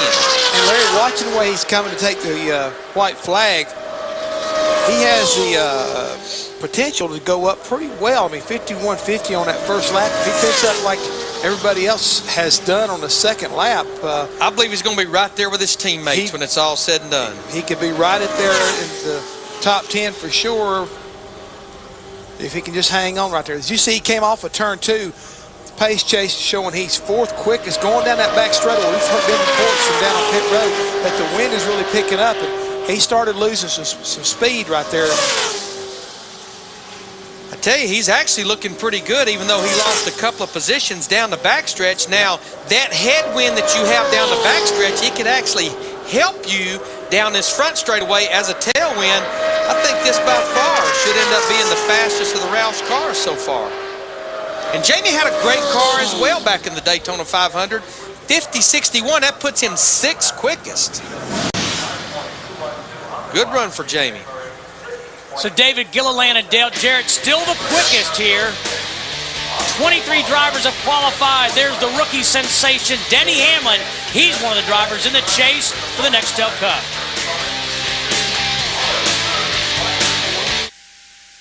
Speed's presentation of NASCAR Butt Bowl qualifying from the Talladega Super Speedway is brought to you by Budweiser, the official beer of NASCAR, and proud sponsor of Dale Earnhardt Jr. and the number 8 car. Todd Bodine in the number 4 car. He's replaced Scott Wimmer. Todd will start fourth in the NASCAR Craftsman Truck Series race, which follows Bud Pole qualifying here on speed. And he is the points leader by 91 points over Johnny Benson. And one reason I think that this will work for Todd, driving this 4-car possibly the rest of the year, is all the remaining Truck Series are companion events with the Nextel Cup races. Alan Bestwick is standing by with Ryan Newman, who has right now got the 7th fastest lap on the day. Ryan, you talked coming into the weekend about being more optimistic coming in here this weekend for a shot at a win than maybe you've been in recent weeks. Why? Well, a couple reasons. You just never know what's going to happen here. Seems like we kind of know that we don't perform well at intermediate tracks, so that's one thing. But the bottom line is this is the same race car we had here last year, the exact same car, paint job and everything as last year. So at this race, and we ran well. So I think that we have a good car, first of all, and they all tell Dodge, and just another opportunity at a track where it seems like it's a little bit more even playing field, and obviously the addition of you never know what's going to happen. And we don't know what's going to happen. We'll wish you luck tomorrow. Thanks. Marty? Alan, Kyle Petty getting ready to go out and qualify. And how concerned are you about this qualifying session, Kyle? Concerned, obviously, because we got to get on speed. We weren't as fast as what we wanted to be in practice yesterday, and this is one of those places where you got what you got once you get here. You know, if we miss this thing or if we miss a shot at it, we missed it back at the shot 6 months ago. It's that kind of deal because you've got what you got. There's no magic springs, no magic shocks to make you go fast. So we'll go give it our best shot and go from there. Tough to be in the spot, isn't it? Especially when there's very little in your control as a driver. Yeah, you know, that's the aggravating part about Talladega or a Daytona sometimes is once you go out there and run wide open, that's all you can really do. There's no, like I said, there's nothing magic that the driver can do. There's no trick line. There's no fast way. There's no magic place that's going to pick you up 3 or 4 tenths. It's going to come down to hundredths of a second. And when it comes down to that, it is out of your control. Kyle told me a moment ago he's truly worried about this session. They're very fearful they may not make the race, Steve. I believe he must have watched our FedEx Keys to qualifying work at the shop. That's what counts here today. And getting back to what Marty said, he is not guaranteed a starting spot outside the top 35 in owner points. He's going to need some help. And again, when you look down through the cars that have already qualified, the Dodges that have gone so far, they're all down toward the bottom with the exception of Ryan Newman. I was talking to Mike Ford, crew chief for Denny Hamlin this morning, and actually was reading some of Denny's quotes from yesterday's practice. They were not that happy with this race car, not from a standpoint of the way that it was driving, but Denny said the car just would not pull up in the draft, just wouldn't pull up to the back of a car. Denny's second in the points right now, 69 points behind leader Jeff Burton. And, you know, Denny Hamlin's teammate Tony Stewart owns the best points finish by Rebestos Rookie of the Year in the modern era. He ended up fourth back in 1999. Can you tell me, if you include all of NASCAR, who the highest finishing rookie happened to be in points? And where, I'll give you a clue. He finished second. He's been running a few Busch races this year. Let's see. Do you know Hammond? Running a few Busch races. Seen him around the NASCAR Craftsman Truck Series garage. Obviously, you do not know, so I need to tell you, James Harvey Hilton finished second. I think it was back in the 60s, maybe. I don't know what all those fingers mean, Slob. Out of Inman, South Carolina. Hey, I'm gonna be like Todd Barrier was a little while ago. I wasn't even born then. What are you talking about? Denny Hamlin's first lap, 51.56. The winner of the Budweiser shootout back in February at Daytona. Both races at Pocono. Larry, you've talked about his consistency a lot this year, and pretty amazing statistic. His average finish over the last 20 races, 9th. Yeah, I mean, he has 20 consecutive top 20 finishes. And you know what? If they can maintain that consistency for 7 more races, he's working very hard on topping his teammates' points finishing when he was a rookie. He told us last week on trackside they could finish dead last in every race the rest of the season, and he'd be ecstatic. And I think that makes him dangerous in the chase. That's what scares me right now, because that's exactly what I was getting ready to say. That makes him very, very dangerous. Marty. Well, Steve, with Mark Martin, and I know yesterday was probably not the funnest day for you. How quickly did the deal with MB2 come together, Mark? A little less than 2 weeks, start from the first talk to the announcement. And when did you tell Jack that was the direction you were going to go? A week ago. Yeah. All right. Well, you know, and he and I are both just staying focused on trying to, make the best out of this AAA effort here. We're in the chase. We're setting good, and we've got an opportunity to make it the best year of ever. And it's been a great experience. And Jack and I are best friends forever. And it's time to do something different. All right, well, let's focus on Talladega this weekend. I know, where would this rank in your favorite racetracks list? I mean, you just don't like restrictor plate racing, do you, Mark? I like it when I'm sitting over there in victory lane. And we've been fortunate enough to do that a few times. But, this new pavement has my interest right now. It has potential to be better than before, and it has potential to be even more disastrous. But I'm real optimistic right now that we can have better racing here than we've had in the past several years, and we've got a great Scott's F-150 Ford truck for today, and that's going to be a blast. Look forward to that, and our AAA Fusion is drafting well. I'm not worried about qualifying. I'm going to take direction from my team on Sunday with this car and do whatever it is that they want me to do with it. Run where they want me to on the racetrack and try that, because what I've been doing here hadn't worked. We hadn't made a pit stop, and I don't know when here. So hopefully we'll get a chance to make some pit stops here Sunday. All right, thanks for your time, Mark. Thank you. Steve, the timetable I'm hearing here is when Bobby Ginn and Jay Fry heard his press conference at Dover, that's when they called Mark Martin. Opportunity. He will move to the 01 car in 2007. More Bud Pole qualifying from Talladega.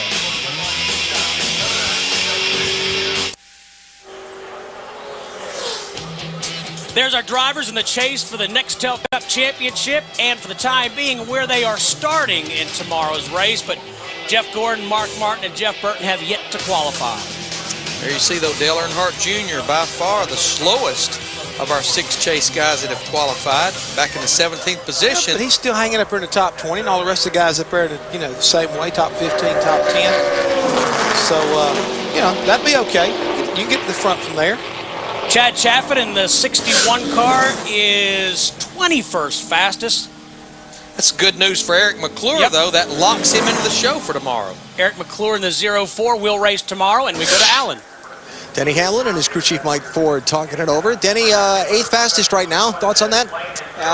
Well, it's about where we expected. I mean, lap time wise, but we'll see where we end up. It's a good run for us. So at least we're not 30th, so it should be all right. How does the guy second in the championship think about this race tomorrow as far as how you approach it? Just having a lot of fun. I mean, it's going to be a race where it's going to get wild. I mean, even in practice, there were some positions there that really I didn't want to put myself in, but in the race you're going to have to do it. It seems like the only way you can really pass here and move up through a crowd is to kind of, it's going to be at the mercy of the guys around you. So, see what happens. All right, thanks, Denny. We'll see how he turns out today. He's 8th fastest right now. All right, thank you, Alan. David Gilliland still the fastest. Hey, Steve, you heard him talking about he didn't really want to put his car in that kind of position, but he had to.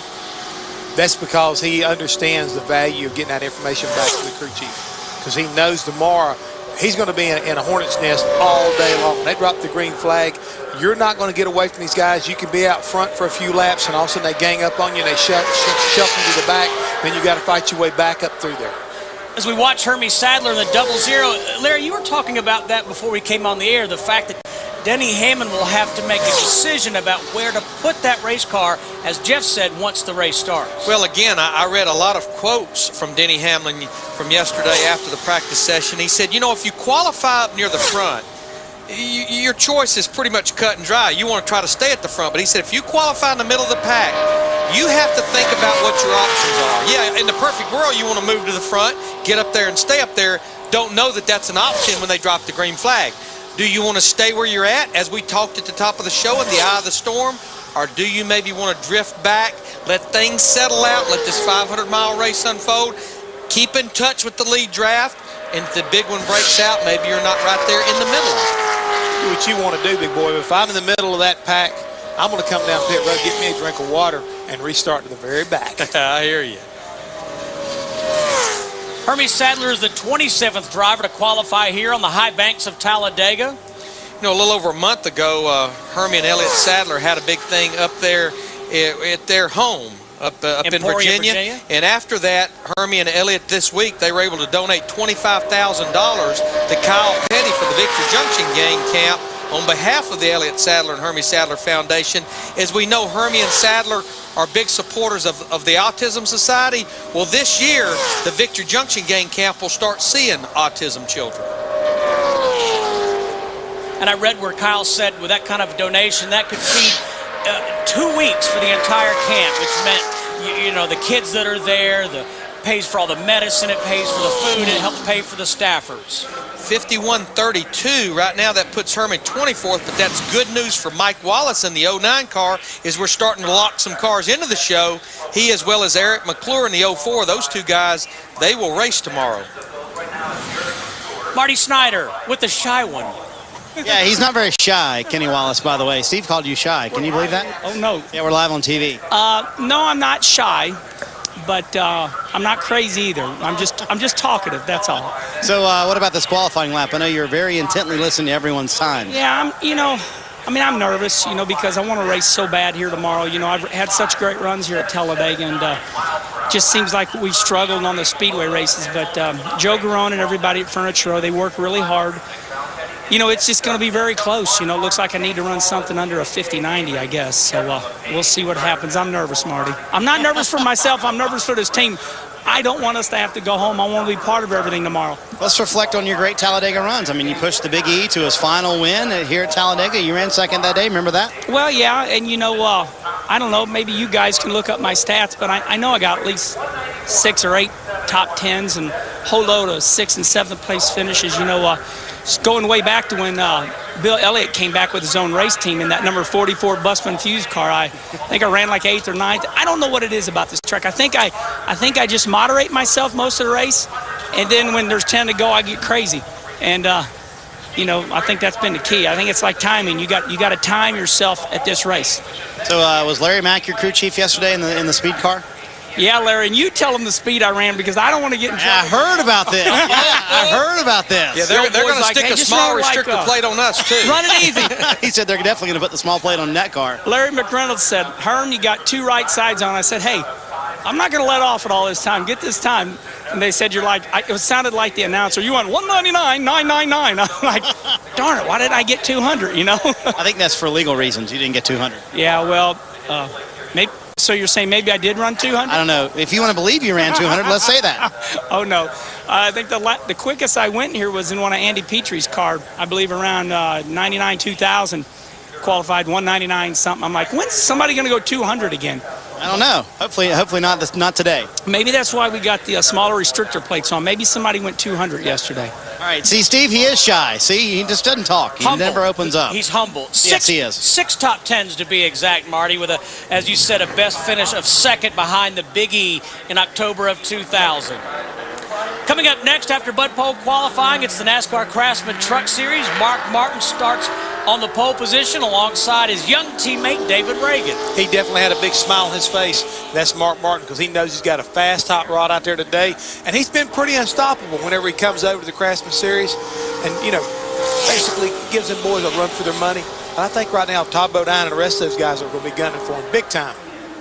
Johnny Benson trails Todd Bodine by 91 points after 19 of 25 events in this 2006 season. 2:30 Eastern live here on Speed following Bud Pole qualifying.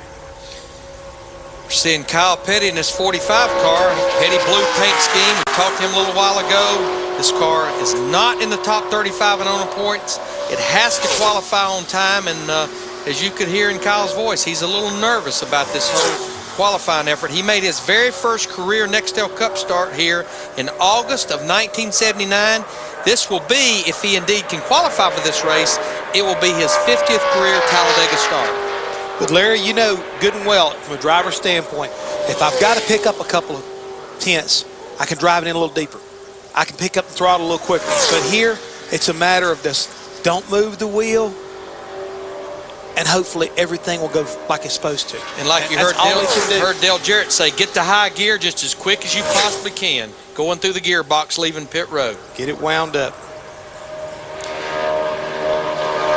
Right now, we only have the one Dodge in the top 15. That's Ryan Newman in the 12 car. He is 7th. All the other Dodges, starting with Casey Mears, Dave Blaney, Derek Cope, David Stremme, Scott Riggs, Reed Sorensen are all in the back half of the cars that have qualified so far.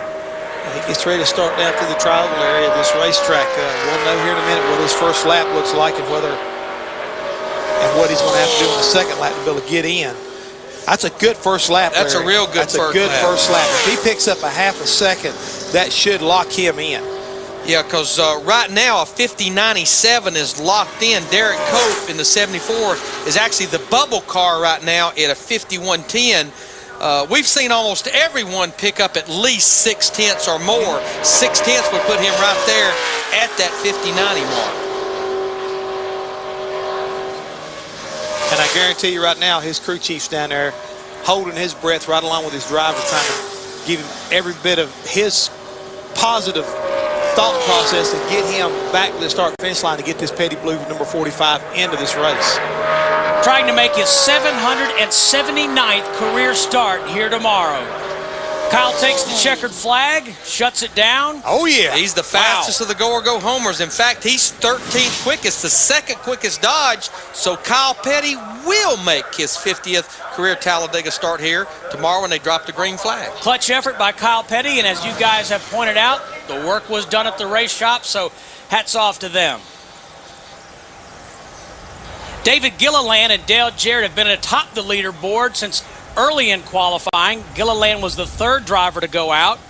I sure am glad you brought them back up because I just about forgot about them. It's been a while, hasn't it? It's been a while.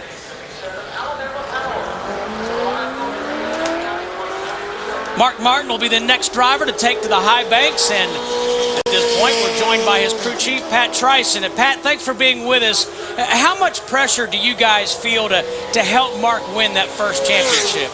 There's a lot of pressure for us to try to win that championship, but most of it's self-implied. You know, it doesn't come from anywhere but ourselves. You know, we really want to do it bad for him. You know.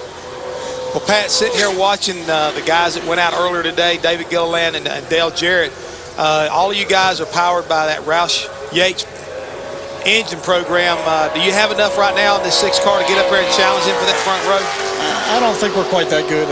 Their cars seem to be just a little bit better than ours. I'd expect us to be somewhere around our teammates, Matt and Carl, somewhere around there probably. But it races really well, and that's what's going to matter tomorrow. Well, Pat, while Mark's getting up to speed, I was talking to some other crew chiefs about last week at Kansas. You guys rode the dice and you rode them hard, but it paid off. Made your car better and better, got that 3rd place finish. You were actually the only car, you were the top finishing car that was still running when it took the checkered flag last week by finishing 3rd.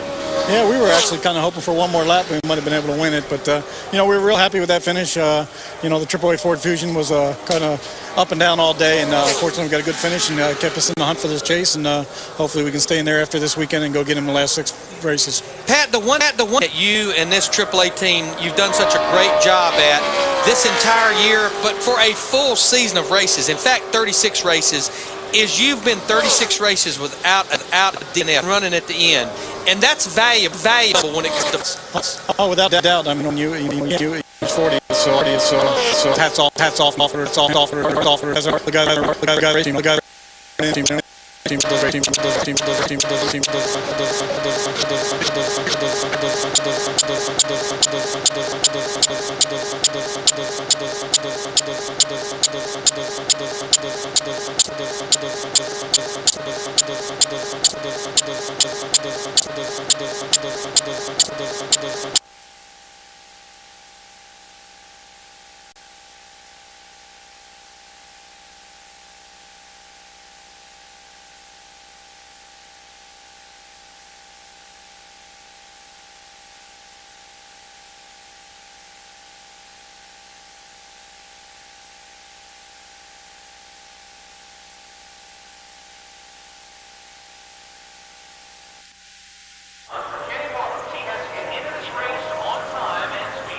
Kenny Wallace trying to make the race in the number 78 Chevrolet. Martin, if he completes this lap without a problem, this is probably going to be bad news for Kirk Shelmerdine. It's probably going to send that 27 car home for the first time at a restrictor plate race in 2006. Kenny Wallace comes out of turn 4. Let's go to Allen. Who's got his specially autographed bottle of Coke with him. It's my Bobby Labonte bottle. Most of the time I drink Powerade, but today we ran good enough that they give me a Coca-Cola, but they gave me Bobby Labonte's Coca-Cola, so I don't know how that works. How big a sense of relief when you got the time over the radio and word that you're in? Huge, huge. These guys work really, really hard. It's like I said in talking to Marty, drivers make no difference here. As long as you can keep it going in a straight line, you're okay. All the work was done at the shop. So for the guys at the shop, for Billy Wilburn and all these guys that work on this car here, and for all the guys at Evernham Motors, that build our engines and stuff, those guys did a great job for us. So I'm just thankful and said a prayer all the way around. So I was blessed today. We'll see you tomorrow. Marty? I have his teammate Bobby Labonte, who's probably looking for his missing drinking bottle. Kyle gave all of his speed credited to your drinking bottle. I have no idea what he's talking about. He said he has your drinking bottle for some reason. I don't know. He might have it. I wonder why I was missing it. Yeah, I wonder you're not going to have refreshment as you go around the racetrack. You guys ran awfully well at Daytona. Was the car as good yesterday in the draft? Well, it felt real comfortable, but, it's not quite as handling, obviously, as it was at Daytona. And Daytona it handled really, really well. And, here it'll handle really good, but so will everybody else. So, I felt pretty good out there yesterday. Felt okay. We've always got the car better and better. Paul and them did a good job. We adjusted, tweaked on it. And last practice, we were the best we were all day. And so this morning, we put a restrictor plate on it, and we'll see what we got. And the 43 team has been running much better of late, Alan. With Mark Martin, who ran a 50.99 and is looking over some of the times. Mark, where do you think that'll stack up compared to what you expected? Well, I expected to do about maybe 2/10 better than that, or 3. I expected to be about where our other cars, are right now. But, this is plate racing. It doesn't really matter. I think it's our plan to try something a little different when this race starts anyway, so I won't have quite as many cars to get past me. What I've been doing here hasn't been working, so I think my guys have got a plan to try to survive this thing until it comes time to go race. And our car was pretty fast in drafting yesterday, so we're going to try to do something different here with our AAA car and see if it works here on Sunday. Any hints as to what that might be? Are we going to look to see you maybe slide back or charge hard to the front, or what are we talking about? I've been charging hard to the front, and the last 5 races I hadn't made a pit stop. So I hope to make a pit stop tomorrow, I tell you that. All right, thanks, Mark. Guys, it sounds like to me that there's a little strategy being played out here because, again, Mark Martin is not kidding, folks. They have been having all kinds of issues here at Talladega between the big ones, little ones. I mean, they've had mechanical issues. He has not been able to make a pit stop in I don't know how long. So this racetrack has been very, very hard on Mark Martin. I know he wants to change his luck. He's been second in Nextel Cup points 4 times, but never a champion. Kenny Wallace put up a good number on his second lap. It was good enough for 15th. Bad news, though, for Hermes Sadler in the 00 and Kirk Shelmerdine in the 27. They have been bumped out. Yeah, just looking back at Mark Martin, his last 3 races here, he has not had a top 30 finish. 35th, 41st, and 33rd, last 3 races here. And you can't stand that when you're trying to win a championship. J.J. Yaley driving the number 18 Interstate Battery Chevrolet for Joe Gibbs Racing, teammate to Tony Stewart and rookie sensation Denny Hamlin. J.J.'s first lap, 51.59. He gets up there in the top 10. In fact, he's a few positions in front of his teammate, Denny Hamlin. He goes to 7th quickest at a 50.68. Kenny Wallace was nervous, but now he's a happy man because he will race tomorrow. Jeff Burton, Casey Kane, and Jeff Burton will get the thumbs up. It's David Gilliland and Dale Jarrett atop the leaderboard as they have been for much of this Bud Pole qualifying session at the Talladega Superspeedway. Let's go back to Marty Snyder.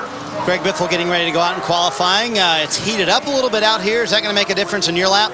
I don't really know. We didn't make a qualifying run, so we're just hoping the National Guard car gets up in the top. Maybe up where my teammates are. We'll see what happens. But I don't know. We'll have to wait and see. Your car, you said, was pretty good in the draft, and how big of a pack are we going to see tomorrow? Is everybody going to be in that pack? Man, I think so. I think it's going to be, especially with a smaller plate, handling will be less of an issue. Plus, the surface so smooth that everybody's talked about. I think they did a fantastic job on this racetrack. But, we're all going to be bunched up, and so we'll just have to wait and see what happens. And I heard Hammond was missing last night. Yeah, where was Hammond last night? Do you know? I don't know. If he was in around the Michigan area, I have to think that might be home of Ford, maybe. Oh, okay. Maybe he was doing something for Ford. I don't know, Greg, but we'll find out. We'll try to find out the answer for you. He's worried about Hammond. Alan? I think J.J. Yaley's was out in the infield last night because That's beautiful, Alan. That's beautiful. He's come up with a new. Careful now. Don't let it come out your nose either. He's come up with a new rig here. Is this your new hydration system? It is. I couldn't find any Cokes yesterday. This racetrack is the wrong product. So I roamed around until I found a Coke product, found a couple of them, and now I'm in good shape. The Interstate Batteries car was real good. Can't keep it out of the road, can I? I'm struggling. But yeah, you are. The Interstate Batteries car was really, really good. It drafted awesome. Hopefully we can find some friends out there because I think we were top 5, top 6 on the average speed. We were good on the fast speed. So you want to drink? I guess he just wants to hang out there. I'm not into sharing, thanks. Okay, thank you. No, I'm not even going to follow that up. I think I don't know. You're in the deep end of the pool, Alan. Be careful. Yeah. You got something you want to say there? No, just say I did good. You didn't know. This place is the new pavement. I'm just glad they put restrictor plates, smaller ones on there. I was scared yesterday. A lot of the drivers were scared. It's going to make for exciting race, I guess. Do I detect a little sarcasm there, perhaps? No? Not at all. I think I'd just take them off, let us run 250, and just, if we're going to make it exciting, you got to make it wide open exciting. So 240, 250, I think we could do it. Probably could. Yeah, better Alan, you than me. What's scaring me is just looking at him with that hat on. I'm telling you, that's scaring me. I'm going to find out where he got that. Like I said, I think he was out cruising the infield last night. We'll have to see. Somebody that would wear a hat like that, I'd be scared to race around him at 50 miles per hour. I'm not sure about all that. He found it from your peeps. These are your peeps. I'm getting ready to say. That's a good point. It really hurts coming from you, Mr. Alabama. I would have to believe somebody visiting here brought that into the state. No. Might have been some of your family. Ooh, never know. That's Kevin LePage in the 34 car. He's been replaced by Mike Bliss in the 49. But he will not race tomorrow because actually he's the slowest of the 32 cars that have qualified. But that's good news for Derek Cope, the 74 car. That will lock him into the show tomorrow. Coming up, we've got Bobby Labonte, Greg Biffle, Jeff Green, Clint Boyer, and Brian Vickers. Let's go back to Marty. And speaking of Clint Boyer, I've tracked him down, Steve, just for you. And hey, man, last week didn't look like it turned out that good, but you still finished top 10, so you can take the positive side of things of Kansas. Yeah, but you want to be greedy, It's just such a. It was fun to be able to go back there. I did what I wanted to do. I wanted to run good. I wanted to lead laps, and we did that. We just didn't do it for near as long as I was anticipating. Yeah, the problem is you got a taste of what you thought might be the first career win in front of the hometown fans. Yeah, I got too big a taste. I think, just trying to get a little too much out of it, trying a little too hard. What about here? I mean, being a rookie at a place like this, is it hard to find friends, or if you have a good car, it doesn't matter? If you have a good car, it doesn't matter. But they're not going to follow it, a wild child out there. You got to be under control. You got to earn that respect out there. And if you do, they'll run with you when the time comes. If you push guys to the front and work with guys, they remember that. And when the time comes at the end of the race, when it means something, you have that help. So do you play a lot of politics on Friday and Saturday here at Talladega, making buddies and making sure that everybody knows that you have a good car? You just worry about that on the track. It's been a long year, and if you haven't earned that respect by now, you're probably not going to get it. I would say even though he wrecked his car last week, he still finished top 10. That was an impressive run for Clint Boyer. Marty, I like what Clint Boyer had to say about this race coming in here. He said it doesn't really matter if you like it or not, but you got to stick your nose up in there and go with them. Better get after it.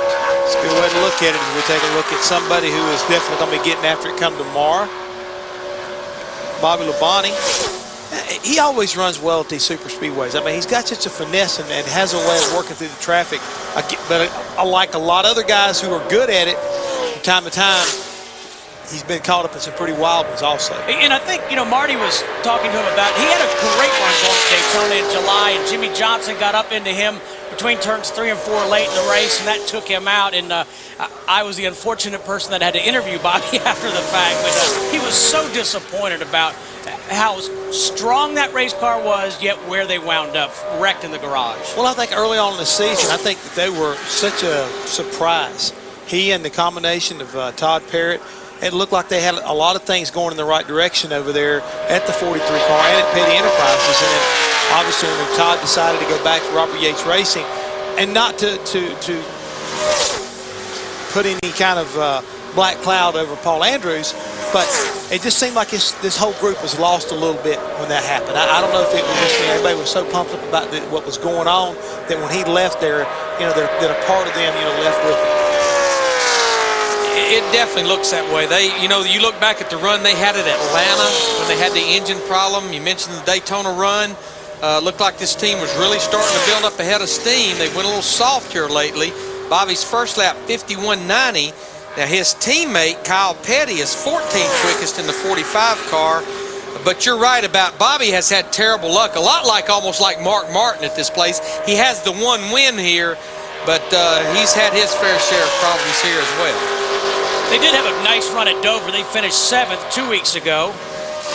Finished 17th at Kansas City. Bobby comes here 25th in Nextel Cup points. 2000 NASCAR Nextel Cup champion. Finished 29th here in May. He had engine failure late in the race. I don't know that he's going to run as fast as Kyle, because he'd have to pick up actually over a second, and he picks up about 6.5 tenths, puts him 28th quickest right now in the 43 car. But Larry, would you not believe that at the Petty Enterprises, if there's any such thing as a better car, a better engine, it had to go to the 45 car this weekend? Had to qualify on time, and I would have to say the 45 car is more trimmed out, like we were talking earlier of the go or go home cars, more trimmed out to qualify than to race. Marty. Well, we just spent some time with Clint Boyer, and here he is getting a lesson from his teammate Jeff Ford. Don't leave. What secrets are you letting him in on? To me, once again, like I told someone a little while ago, he's giving me the lesson. Oh, he is. Advice from him. It's not the other way around. Bobby Labonte came up to him earlier and said, I felt like I was the rookie and he was the veteran last week. He's trying to see. He has an ulterior motive. He wants to get as many people to the dirt track as he can because he wants to make us feel bad. He's trying to get me to go to the dirt track. You would never do that, would you? They make me feel bad all the time, so if I can get them on the dirt, at least I can go to equal playing game. You can whoop them there? Yeah. Is that true? He can whip me. I know that. I don't know about the rest of them, but I've never seen dirt. Dirt's for farming. That's what I was told. And I've never raced go-karts on dirt. But that doesn't count. Dirt's for farming, huh? That's what I... Well, you were in the construction business as a kid. Well, you can build stuff on dirt, too, but it's most productive. Actually, I was just really proud of myself. I knew something that Jeff Burton didn't know about NASCAR. I knew that they had changed the multi-grade banking right here a little bit, and he didn't know that. Really? You're the veteran. You're supposed to know all this stuff, Jeff. Well, I was sleeped in. I had I was a little tired. My crew chief Scott was worried that I hadn't rested up enough for this qualifying lap, and he wanted me to get some rest this morning and go get stretched out, make sure I was loose for qualifying, and so I've been a little sidetracked. Big day. You got 9-10 hours sleep last night? No, I didn't, but when this is over, I'm gonna get about 9 or 10 hours of sleep because I'm kind of bored. You're bored. Were you busy last night? What were you doing not getting sleep? I went to a singular store in Birmingham, Alabama for a couple hours, which was pretty fun, actually. But we got back kind of late. All right, let's solve one issue here. Larry Mack pulls for both Alabama and Auburn. You know my theory. I pull for Carolina and Duke because I pull for the ACC. Larry Mack can't do that, can he? Listen, I heard your theory about pulling for the ACC. You either pull for Alabama and hate Auburn, or you pull for Auburn and hate Alabama. The same way, you either pull for Duke and hate Carolina, or you pull for Carolina and hate Duke. That's how it has to be. Anything beyond that is just mayhem. We'll see you, Clint. It's mayhem. It's like cats and dogs getting married and stuff. You can't do that. You got to be for them or against them. Larry Mack, you want to chime in here? Well, here would be my theory. Why don't you pull for the ACC though? I mean, you got to pull for. I don't care about the ACC. I care about Duke. I don't pull for I pull for my team. I love Maryland. Can't help my hate Carolina Duke. Blue. I'm talking to you in spite of that. Oh, in Larry fact, Mack's gonna give us his theory. Tell Mr. Burton hold on a that second. Alabama we can solve that. Let's get this headset over here. Alabama will be playing Duke Larry in football sounds his best today. when I can't hear him. That's a very good point. So we're going to make it so that Duke's playing Alabama today. Here, we can make it so you can hear Larry Mack. So Let's turn this on. All right, yeah, unfortunately you have to listen to him now. But he's saying Duke is playing Alabama today. But Jeff didn't even know that Duke had a football program until just now. Well, I was going to tell you, Jeff, if you pull for Carolina Duke in football, you better have more than one team to pull Duke for. and Carolina is a good game now. You got to, because they're both horrible. It's becoming obvious to me that you guys are trying desperately to kill time. Burton, Burton, I want Because to your get old back. teammate won't roll, Greg Biffle. What is he doing? He's sitting up there doing goodness knows what at the front of the grid. He fired up. He's rolling now. Burton, that's highly illegal of Larry Mack to pull for Auburn and Alabama. You can't do that. I think it is too. I just don't think I think that that's crossing the line of ethics. You can't have it both ways. Well, let me say this. When you're from Alabama, ethics are out the window. So, you know, that doesn't matter to begin with.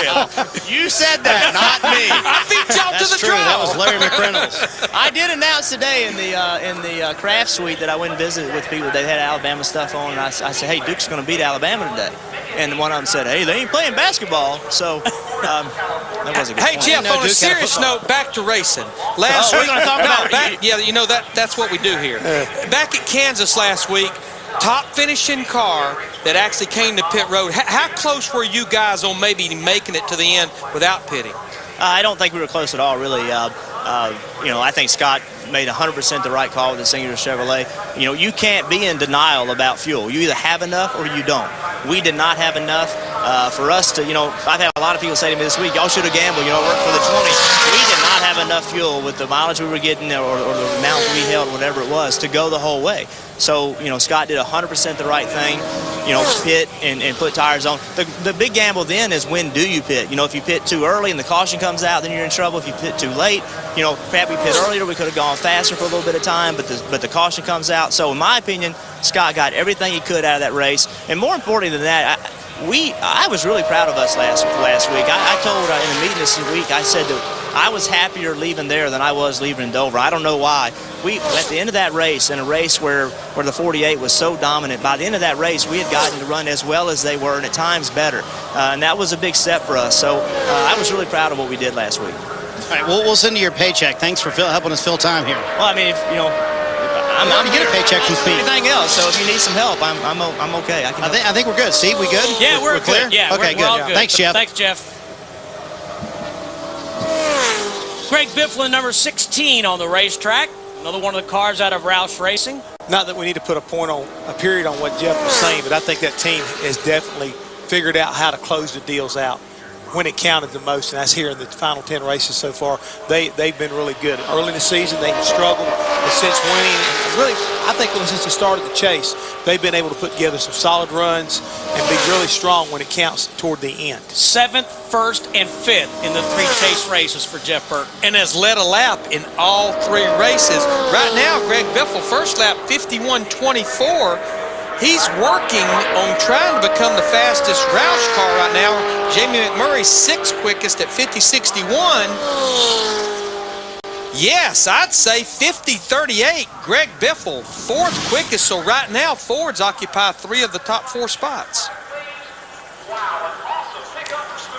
400 different drivers have started a race at Talladega since this place opened in 1969. Casey Kane is one of them. 400. Wow. Only 133 have competed in just one.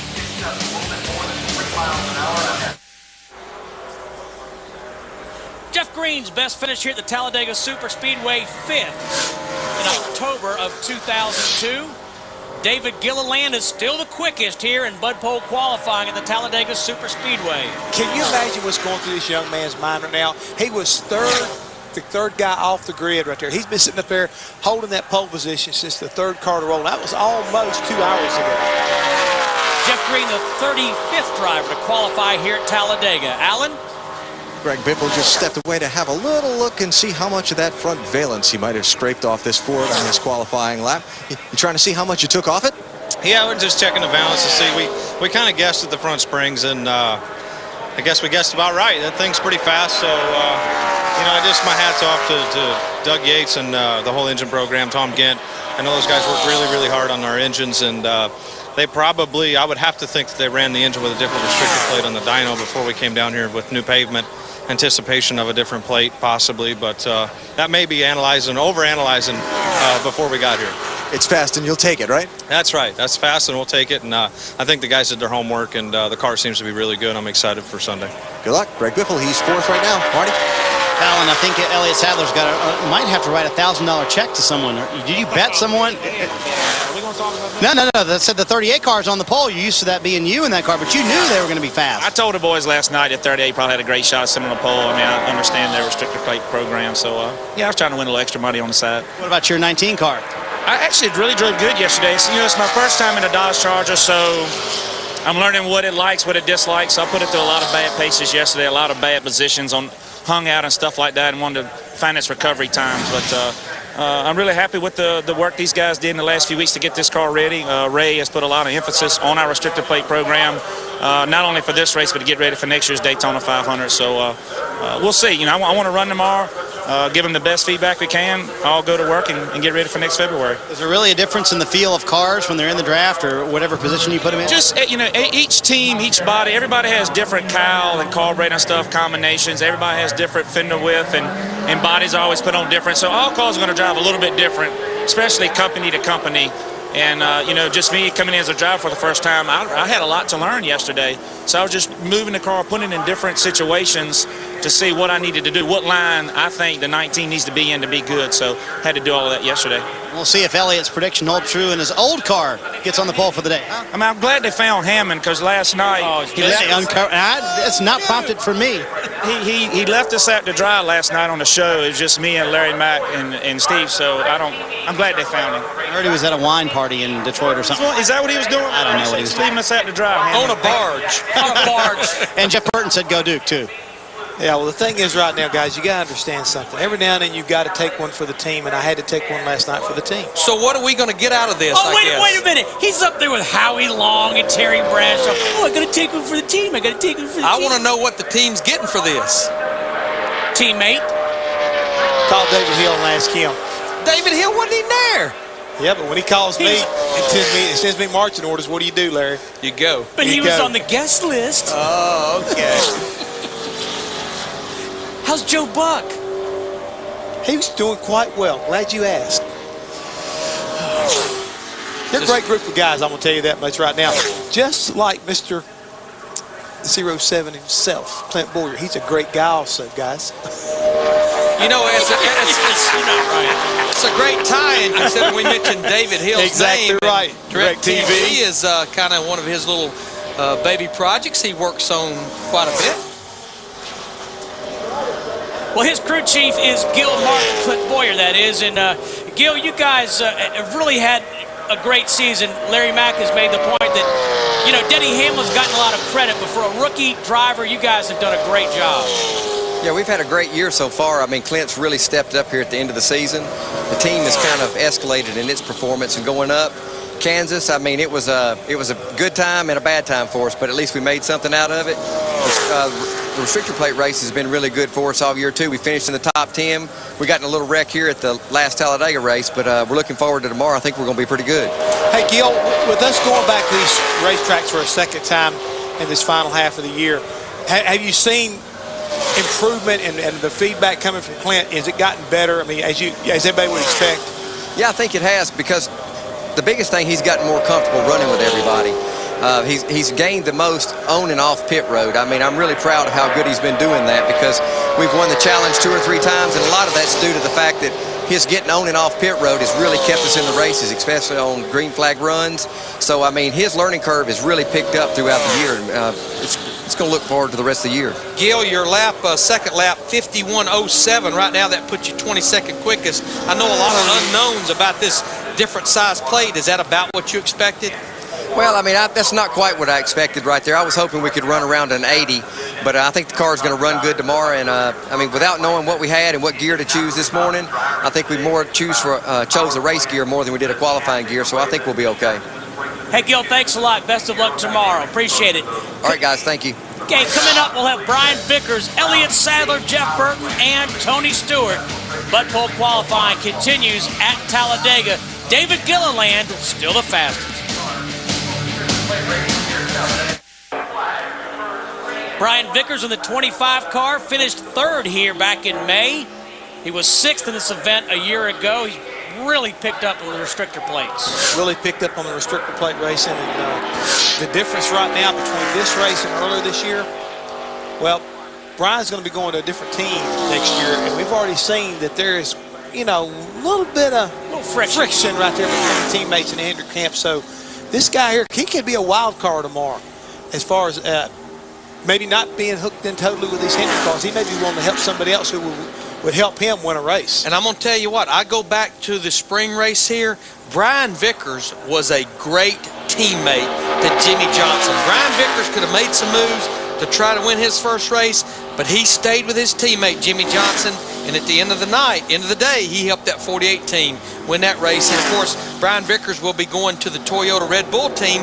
Red Bull, I talked to Marty Gaunt, the general manager over there on the airplane coming down here, and they're actually going to run a Dodge next week at Lowe's Motor Speedway. They're going to run 3 races, Lowe's, Texas, and Atlanta, with Bill Elliott driving those 3 races. Those will be with cars that they've gotten from Bill Davis. Bill Davis will be supplying the motors. 50-67, pretty good run for Brian, 8th quickest. Marty. Steve, Tony Stewart waiting to go out and qualify. Clint Boyer gave away one of your secrets. He said you just take the other guys to the dirt track. That humbles them a little bit. Is that true? Yeah, I actually went over there last night and watched. Clint did a really good job in it last night. He ran Dale McDowell's car, and I think he went faster than McDowell did in it. So he did a really good job. It was fun. It was fun watching him and Schrader and Bobby Labonte and Red Farmer and Rick Crawford went over there last night. And trying to think who the last car was. Oh, Carl ran last night too. He came in late and ran. So it was fun. It was fun to watch those guys. And you know, it was just like going to Eldora. It was fun to take guys, and it shows you why they got to this level is because of how talented they are over there. We were talking to Dale Jr. earlier, it seems like about 4 hours ago now. At the beginning of qualifying, he said you really impressed him yesterday and that he expected the 8 and the 20 to do a little hooking up tomorrow. You think so?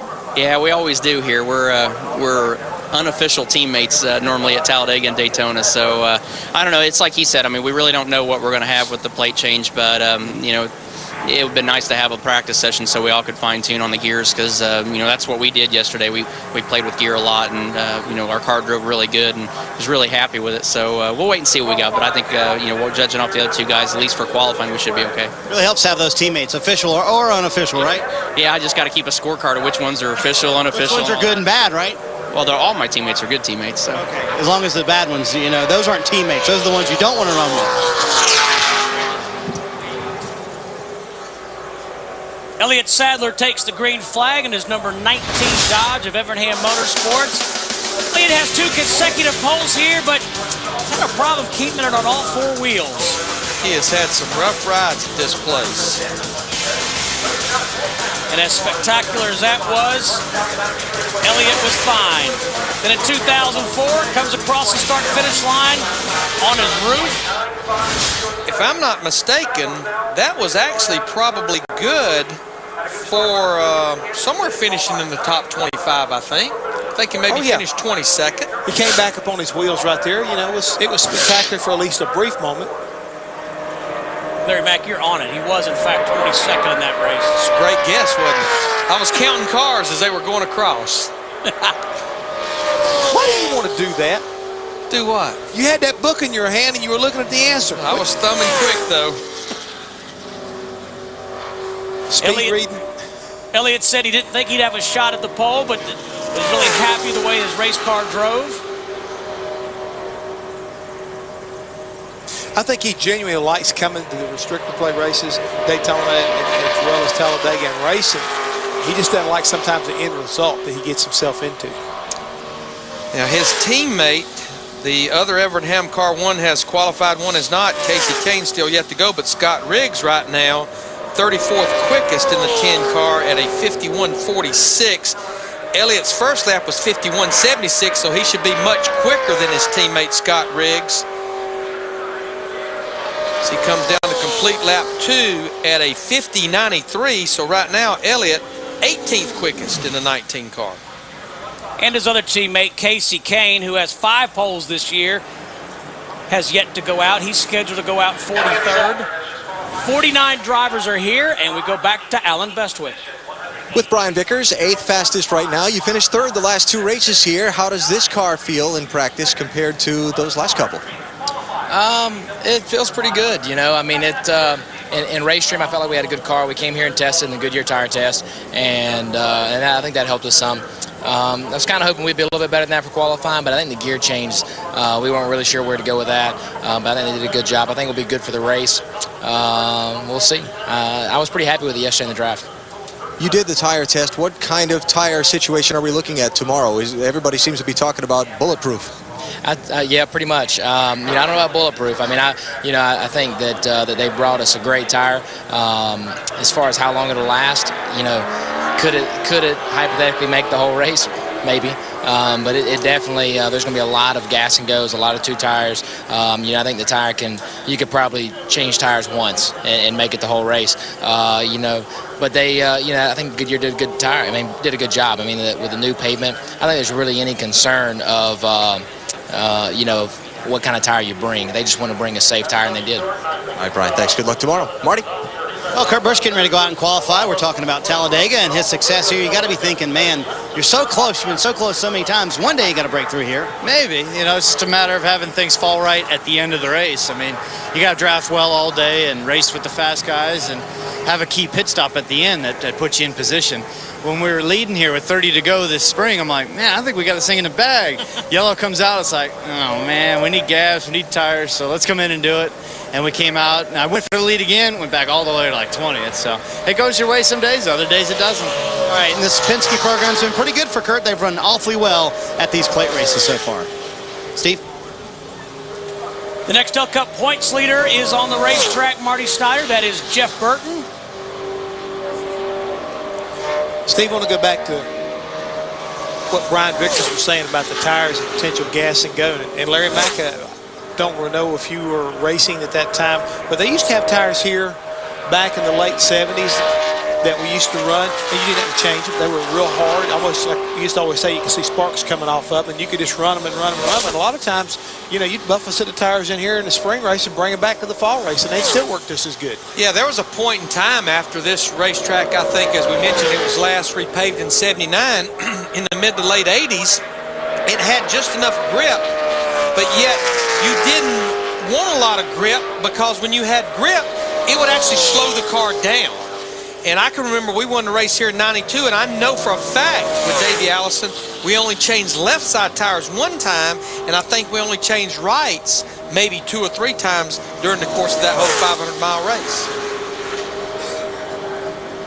Burton's first lap right now, Steve, 51.87. Not spectacular, but it should be if he picks up like everybody else has it, put him up there in the top 20. But just to put that in perspective, his first lap is exactly right at 1 second slower than David Gilliland's first lap. And, of course, the 31 team, they've been pretty successful restrictor plate racing this year with their 4 Bud poles. One of those happens to be for the Daytona 500 back in February. And then actually he finished 4th here in the spring race earlier this year. Jeff Burton across the start-finish line, takes the checkered flag, and he picks up, runs a 51.08, 187.46 miles, 0.460 miles per hour. So he will definitely be the slow of the Richard Childress cars. Right now, Kevin Harvick in the 29 is 12th. Clint Boyer in the DirecTV 07 car is 24th, and now Burton is 26th.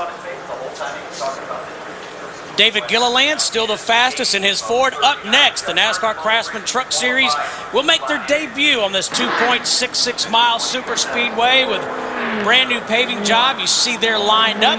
We go to Allen. With Elliott Sadler, heard from him before he ran. Now we know what the result is of your time trial run, a 50.90. Thoughts? Yeah, I think that's pretty good for the gear and stuff we got in there for the draft and stuff tomorrow. I'm really happy with that lap, and the almighty equalizer starts tomorrow, the all drafting. So it doesn't really matter where you start. Just get a good pit selection, and then we'll go from there. I'm proud of my guys. They put a lot of effort in this car to bring it down here, and we'll go get them tomorrow. All right, Elliott, thanks. And no football questions for me. To Marty. No football questions for Casey Kane either. Let's talk about last week at Kansas. I know, awfully frustrating for you at the end of the race, Casey. Yeah, I mean, it's the way it goes. We really thought we had the fuel there. We thought that the mileage all day was capable of making it, and something happened. We checked the tapes. I mean, all the fuel was in. Tank did a good job there. It just ran out 7 laps early. So that was disappointing. Let's talk about this restrictor plate racing. You told me, I don't know, 4 or 5 weeks ago that this is the race you were worried about. You still worried about this one? Well, it's one of those tracks that you're worried about, and then we got here yesterday, and it was awesome, the new surface and the way that everything was working out. I was real happy with our Dodge dealers, UAW Dodge Charger, and wake up this morning and they changed the plate, and that's usually when they mess with the Dodge engine, it hurts us more than it hurts the other manufacturers. So who knows what's going to happen. I was pretty excited for tomorrow, and now I'm not quite as excited knowing that we may have a similar problem that we always have at these racetracks. Tougher job ahead. So will you kind of hang in the back tomorrow? Does that change your strategy at all? Well, I don't know. Elliott just qualified decent, and Scott's further back, so we'll see where we qualify and decide. At some point, I'm going to want to go and get up there and race and have some fun up there. I think that's usually what I try to do, and then I'm in that wreck. So who knows? Maybe we'll miss the wrecks. Maybe we'll be fast all day, keep our Dodge Charger up front, and battle with some of these guys that are always up front of these tracks. All right, let's hope you miss the big one, okay? All right. All right, Steve? Marty Tony Stewart on the racetrack has finished second here 6 times, including the last 3 consecutive races. He started second here back in May. And he's the only car this year that's not a Hendrick car that has won a restrictor plate race. He won the last time we were at Daytona in July. This is an amazing stat when I think about the 20 car and their restrictor plate program. Of the last 7 restrictor plate races between here and Daytona, it's a possible 1,298 laps. The 20 car has led over a third of those laps in those 7 races. But he's absolutely right. Dale Earnhardt Jr. is right. I don't know how many of these races we've seen those 2 guys work together so good, and a lot of times it's been the 20 car that ended up finishing second. He found himself a little bit of speed right there, Larry. Put himself all the way up to 12th right there behind his teammate right there, Denny Hamlin. So you see J.J. Yaley, the other Gibbs car, 9th, Denny 11th, and Tony Stewart 12th. So Joe Gibbs is being represented real well up toward the front of the pack. Well, Jeff, still to come, Casey Kane, Kurt Busch, Robbie Gordon was fast in practice. He's yet to go as well in Talladega. Speed presentation of NASCAR Bud Pole qualifying from the Talladega Super Speedway is brought to you by Jack Link's Beef Jerky. Feed your wild side. It's a good motto to live by. Be something good to feed to Hammond. That's what I think. Paul Menard is in that 15 car. He's got to race his way in or qualify his way in on time and speed.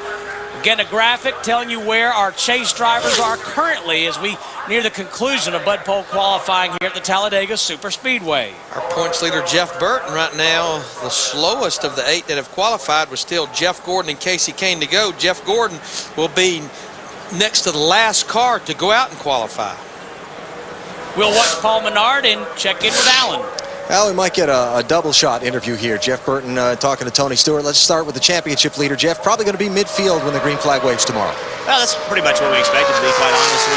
The Singer Chevrolet drives really well in race trim. Of course, everybody does, but I actually think it's faster than we've been all year long on our plate stuff, and that's really all I care about. We had no idea what to expect in qualifying, and it is what it is in qualifying, but I think in race trim we're really good. All right, good luck tomorrow. Let's grab Tony Stewart while he's here. Smoke, king of second place here lately at Talladega. Can you get it to one spot farther ahead tomorrow? I hope so, but I mean, even if you're running the top 2 here, it's normally an awesome day. It's hard to win these races without good help. So we've been good at being the helper. So I think our average finish here is better than most here for the last 5 or 6 years. So that's something we're pretty proud of. Decent car. I think so. I mean, I was really, really happy with it yesterday. Not quite sure what we're going to have now that we've got the plate change, but we'll know. I know one thing. We'll know about 26 or 27 hours from now. We'll know whether it was good for us or not. All right, thanks, Smoke. Marty? Alan, Jeff Gordon getting ready to go out and qualify. One of the final cars to go. That's a long time to wait, isn't it, Jeff? It is. I don't think today's the day we wanted to draw a late number. Look like the wind has picked up here, and we got a DuPont Chevrolet's been strong, so I don't know what we got for him, but we'll see. We'll find out. What was the final diagnosis on the fuel pump last week? From my understanding, it was a small part inside the fuel pump, correct? Yeah, it was the way that the rod or the pin there, and there's the arm that pushes it down, and I don't know if it was just off center or wore on it, and somehow it broke. So it's one of those crazy things we've never seen before. But you know, it happened, and we got to bounce back. This is a great place for us to do that at, and a lot of people worry about this place, and you know it can and usually does happen, that big one, but we take the theory of going into it just trying to put the best, fastest race car we can and get up front and try to stay away from it and just race our race. We can't go out there racing, worrying and thinking about it too much. You mentioned this fast race car. Steve Letarte told me this car is due. It's been fast at all 3 restrictor plate racetracks this year, but they still don't have a top 10 finish with it. Paul Menard qualified 20th, Marty. Take a look at trouble for Jeff Gordon. He spins at Kansas a week ago. Have to work on that valence on pit road. And just about the time they got the car back where they were wanting it, here you see his teammate Terry Labonte pushed him back to pit road. They take the car behind the wall there to the garage area, and as Jeff pointed out, I talked to Steve Letarte myself this morning.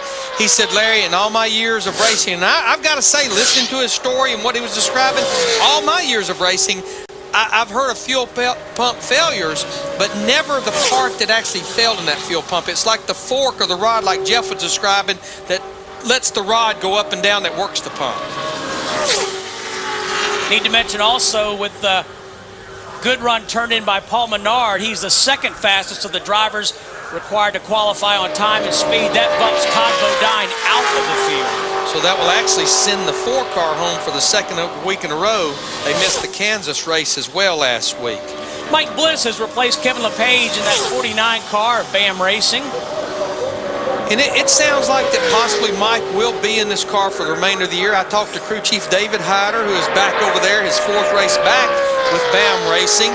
And as we mentioned earlier, like Todd Bodine, the rest of the NASCAR Craftsman Truck Series schedule are all companion events with the Nextel Cup weekend, so that would let Mike as well as Todd it not be too tough on them trying to go back and forth. Well, Larry, right now, after his first lap, 51.57, if he can kind of like hold true and pick up that 6/10, that'll put him very solidly in the field. Mike is 8th in the NASCAR Craftsman Truck Series point standings, and just a reminder, you'll see that race coming up as soon as Bud Pole qualifying is over. Mark Martin will start from the pole. In fact, Bliss, the 2002 Craftsman Truck Series champion. As we come down to the final few cars, it's going to be between Kevin LePage and Michael Waltrip as far as the go-homers are concerned. Go or go home, yep. Does a really good job on that second lap. Goes all the way to 19th fastest for Mike Bliss. He becomes the second quickest of the go or go homers, and actually it's going to come down between Travis Quapple and Michael Waltrip. Kevin LePage has actually already been bumped out, Jeff. Kevin's out, and like I say, Chad Chaffin has just recently been bumped out now with Mike Bliss's laps. And Michael Waltrip will be the very last car to go, and put the kids to bed and lock up Grandma. NASCAR Craftsman Truck Series race here at Talladega. That is going to be huge. Put the kids to bed and lock up Grandma. Marty.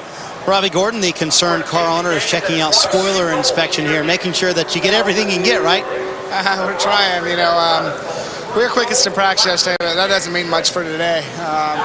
Restrictor plate change, same for everybody. You hear that, a lot of talk of that going on.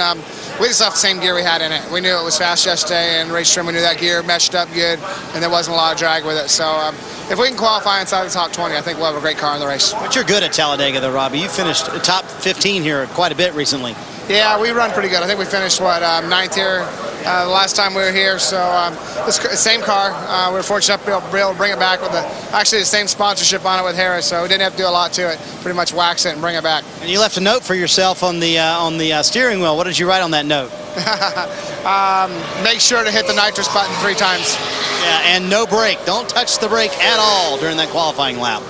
And of course, what they mean by that is the guys, the mechanics, the crew chiefs, they'll take and pry the brake pads back where they don't drag on the rotor. You never touch the brake pedal here except for coming to pit road.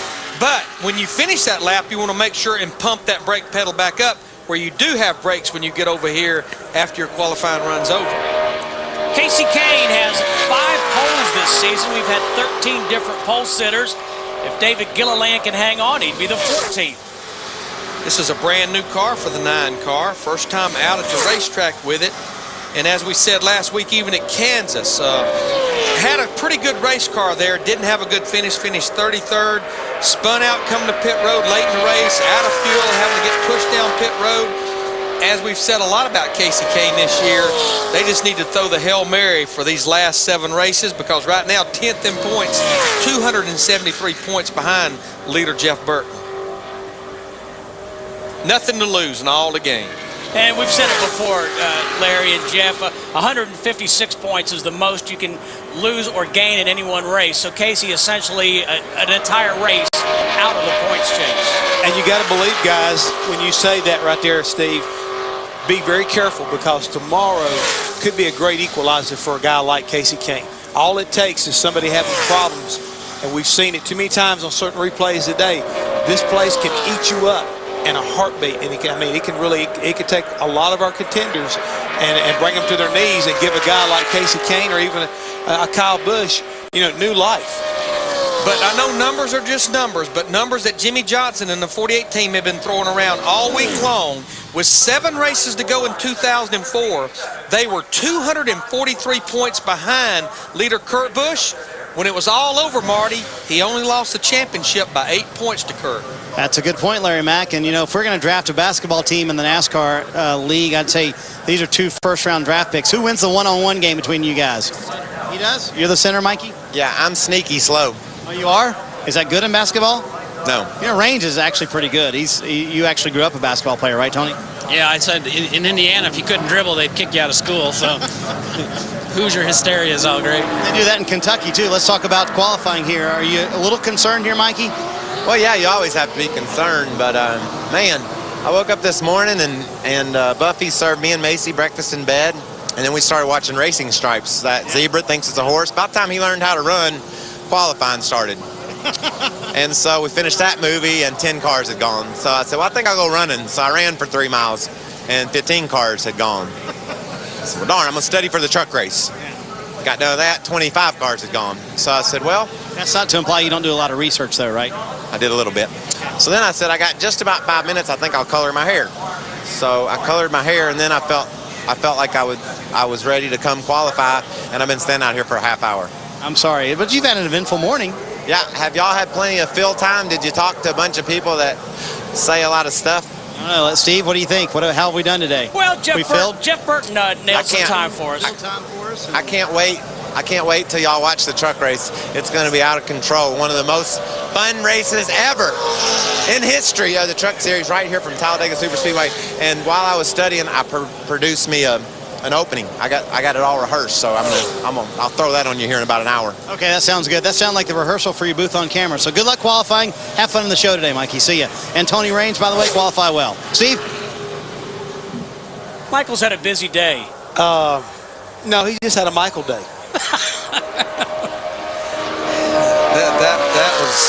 There's a lot of stuff there. Issues. Lots. Sounds to me like a conversation for the HAV lane. Yes. You saw his buddy right there checking with Big Schrader. Yeah, oh yeah.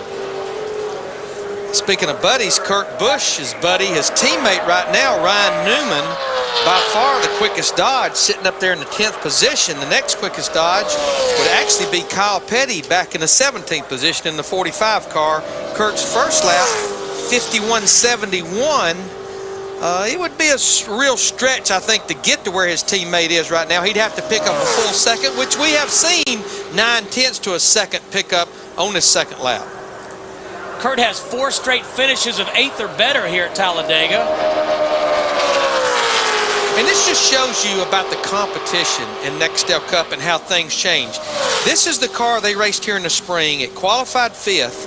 It finished 7th. Since that race, they have cut the whole body back off of it, rebodied it, and it has been back in the wind tunnel 2 to 3 times, knowing that they could make it better from what it was in the spring. It's going to be interesting to see whether or not he can pick up some here on his second lap, Larry, and move on up there a little bit closer to his teammate.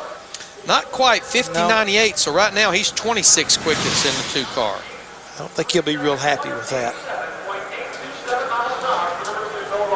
Qualifying winding down. We still have yet to see Robbie Gordon, Kenny Schrader, Tony Raines, Jeff Gordon, a four-time winner here, and Michael Waltrip. Ray Dunlap getting ready for the pre-race show here for the, hey Ray, for the NASCAR Craftsman Truck Series race. That's headed your way after qualifying.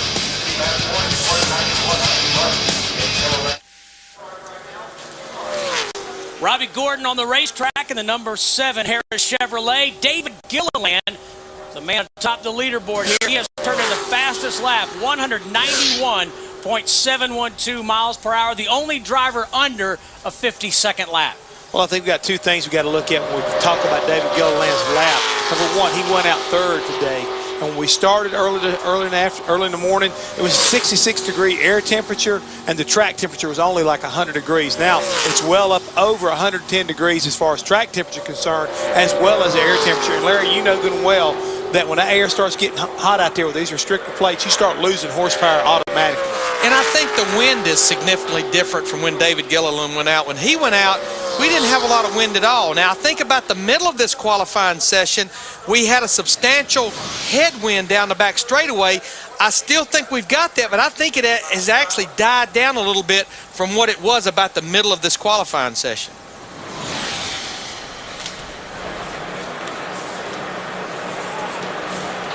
Robbie Gordon, 34th fastest at a 51.108. Joining us now, Michael McSwain, the crew chief for Kenny Schrader. Michael, thanks for joining us. You do so at your own risk. Yeah, I know. And you know, anything that has Larry Mack involved. I want to ask you, Fatback, before this car just left pit road, did you absolutely make sure all the notes were off the roof of the car? Absolutely. Okay. The tire guy's got them in his pocket this time. I just wanted to make sure. And, of course, for the fans that may not know what we're talking about, at Dover, Delaware, 2 weeks ago, final practice session on speed. 21 car left pit road with, I think, Fatback's notes from Dover for the last 10 years up on the roof. It looked like it snowed down in turn 1 and 2. Like a Sears and Roebuck catalog. Yeah. I think you better ask him a question before he gets mad at you, Larry Mack. Well, Fatback, some announcements coming out of Wood Brothers Racing this past week. Kenny Schrader's still going to be involved with the 21 car, but he's only going to run about half the races. John Wood will run the other half. Yeah, we're just, we're trying to get ready for the future. We've been working on these kids and run them in all these different series, and so it's time to get them going and what we want them to do in the future. Relax, big guy. We're going to tell you how fast he runs officially. I know you got that crew chief watch running right there. It's better than them. It's always better than what I see on TV. Well, that's the reason why we want you to know it's the official watches up here. We got it going for us. Okay, cool. But we got a lot of new things going on. Got some more new faces coming in our development program, and we're just trying to move forward for the future. Well, Fatback, the Ford's actually looking pretty good here right now. We've got 4 Fords up in the top 7, and so it's looking good so far for the Ford camp. Yeah, I mean, you've been involved with the Yates Roush engine program before, and there really is nothing else you have to say other than, you got something good when you get here. You always do. What about the car tomorrow, Fatback? Where do you guys stand on it? I mean, you feel like you're getting closer on having something for next year? Yeah, we 51.76, big guy. 51.76, first lap. We got several chassis ready, waiting for the finalization on all the templates and stuff like that. But for what we've been doing and what we've been trying to get to for next year, I think we're in pretty good shape. Fatback, what do you anticipate picking up on lap 2? We've seen 7/10ths. We've seen up to 1 second. He actually was all the way at the top of the racetrack on his first lap. Yeah, I mean, as high up as he ran, or as I hope he ran, as I told him to run, I hope it's at least a second. We'll find out here in a minute. It's a brand new car, never tested. We have no idea what to expect. We did no qualifying runs yesterday, but we were real happy with our race program. Well, it's good to see you back up on the pit box. You kind of took a little hiatus there from us. Yeah. 50.94 right now. That'll put you 21st quickest. I'm all right with that. Untested car. We'll take that. Good run. Thanks, guys. Thank you, Michael. All right, see ya. David Gilliland trying to hang on to the pole position for the first in his Young Cup career, but Jeff Gordon still to run here at Talladega.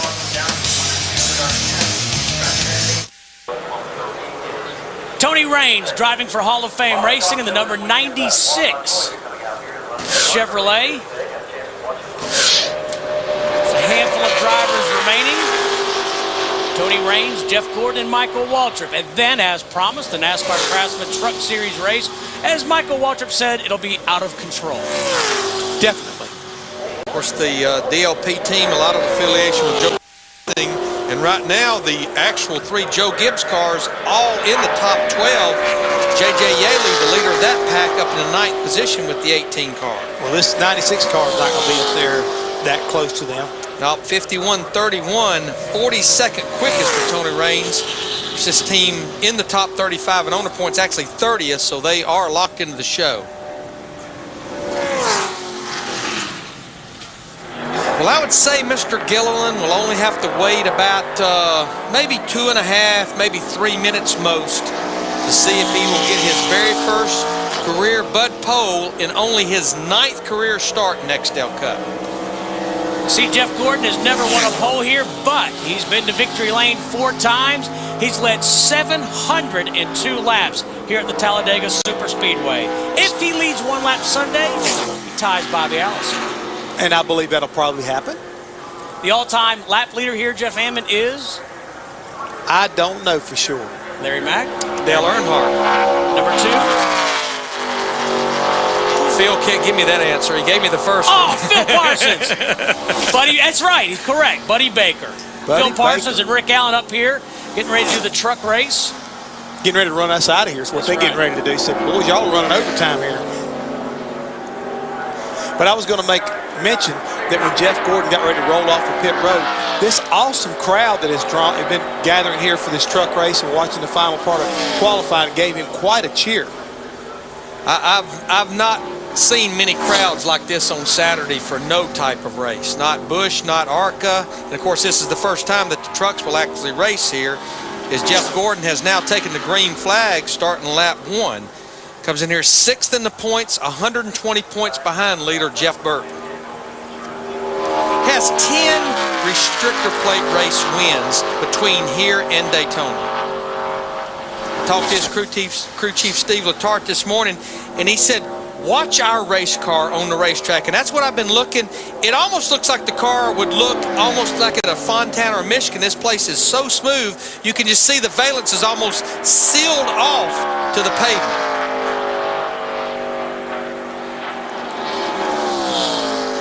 Jeff Gordon across the start-finish line. 51.20. Now that's actually 3.5 tenths slower than David Gilliland's first lap in the 38 car. But it is one of the fastest first laps we've seen in a long while. Absolutely. The last car in line to qualify here is the 55 Napa car with Michael Waltrip aboard as Jeff Gordon runs his 2nd lap of qualifying. Now, Jeff Gordon's 3 teammates are all in the top 8 right now. Jimmy Johnson's 3rd, Kyle Busch is 5th, Brian Vickers is 8th. I'm going to say this should be right there in among his teammates. It's up there in the top 8. I think it definitely be. He'll be in the top 10 here with this lap. Comes down to the stripe to complete lap 2 in the 24 car. 50.34. That will actually put him 4th quickest, right on the same row as his teammate Jimmy Johnson in the 48 car. Now, them teammates. I didn't mean to cut Michael Waltrip short, saying, not saying that he can't sit on the pole, but there's no question the agenda of the 24 car was to try to qualify at the front of the field. The agenda of the Napa 55 car is to try to qualify for the show. So David Gilliland, as well as Travis Quapple, will be watching this lap on the 55 car. It will be between Travis and Michael who makes this race or who actually goes home. Another look at where our drive tomorrow with Jeff Gordon's qualifying lap complete. Well, Jeff Burton and Mark Martin, along with Dale Earnhardt Jr., they should be able to get hooked up and find their way to the front. Need to mention, too, by the way, Jeff Gordon won this race from the 36th position once. It absolutely can be done. Right. And Michael Waltrip is one of 3 drivers that has completed competed in all 75 NASCAR restrictor plate races. The other two drivers, Kenny Schrader in the 21, Mark Martin in the 6. Yeah, sure. Did Phil Parsons tell you that too? No. Cheater. Phil was over there getting his Cheater. truck notes out. Cheater. He'll get information from any place, Steve. You got to watch him. I do. He steals I'm watching him. He steals them off of your notes, every now and then off of my notes. I mean, he don't care where he gets it from. I'm watching him, all right.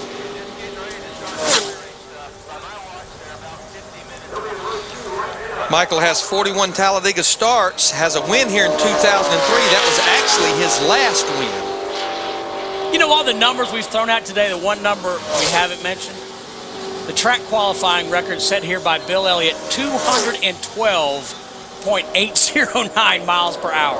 And just kind of put that in perspective as far as time's concerned. We're sitting here running 49, basically 50 flat. He ran 44. Oh, this is a little under, about 44.99. Very, very fast. 51.78 for Michael. Let's see. He's going to need. He needs pick up 7/10. He needs to beat 51.17 right now, which is what Travis Quapple and his teammate, Michael's teammate Dave Blaney, ran a 51.09.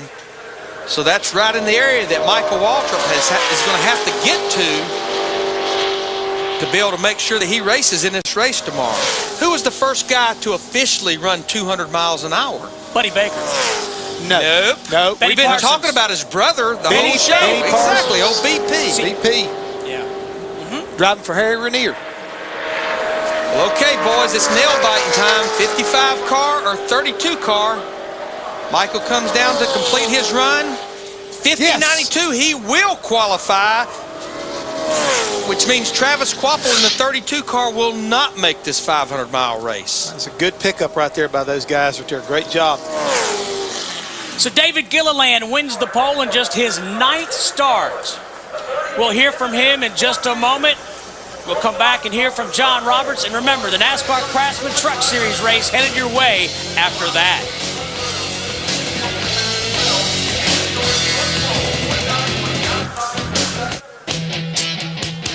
Welcome back, everyone, to Bud Pole qualifying at the Talladega Superspeedway down here in Talladega, Alabama. A picture-perfect day, and Robert Yates' horsepower has reigned supreme once again on this 2.66-mile superspeedway. There you see the pole sitting car for the first time in just 9 starts. David Gilliland will have the best view of this speedway, win the race, green flags tomorrow afternoon. So a little bit of personal history for David Gilliland and also some track history as the NASCAR Craftsman Truck Series hits this track for the first time competitively this afternoon. Let's take a look at the FedEx menu, see what's coming up on speed. Of course, the Craftsman Truck Series race is next. Then it's NASCAR Performance at 7:30 p.m. Eastern Time. We'll trade paint at 8 o'clock Eastern.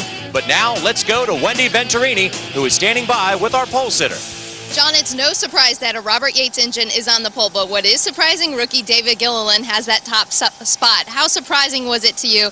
You must be excited. Yeah, we're very excited. You know, Yates, Robert and Doug Yates, you know, they have a great history here, as well as Daytona on the superspeedway tracks, and we just knew, you know, we had to take advantage of that this weekend. And you know, we practiced some qualifying runs, we practiced some drafting stuff, and we really felt like our car was great when we unloaded it. And like I said, the M&M's Ford Fusion's just been awesome all weekend, and hopefully we can turn this into a good finish for us. Now, how much pressure is it putting on you starting from the pole, and how has drafting been for you?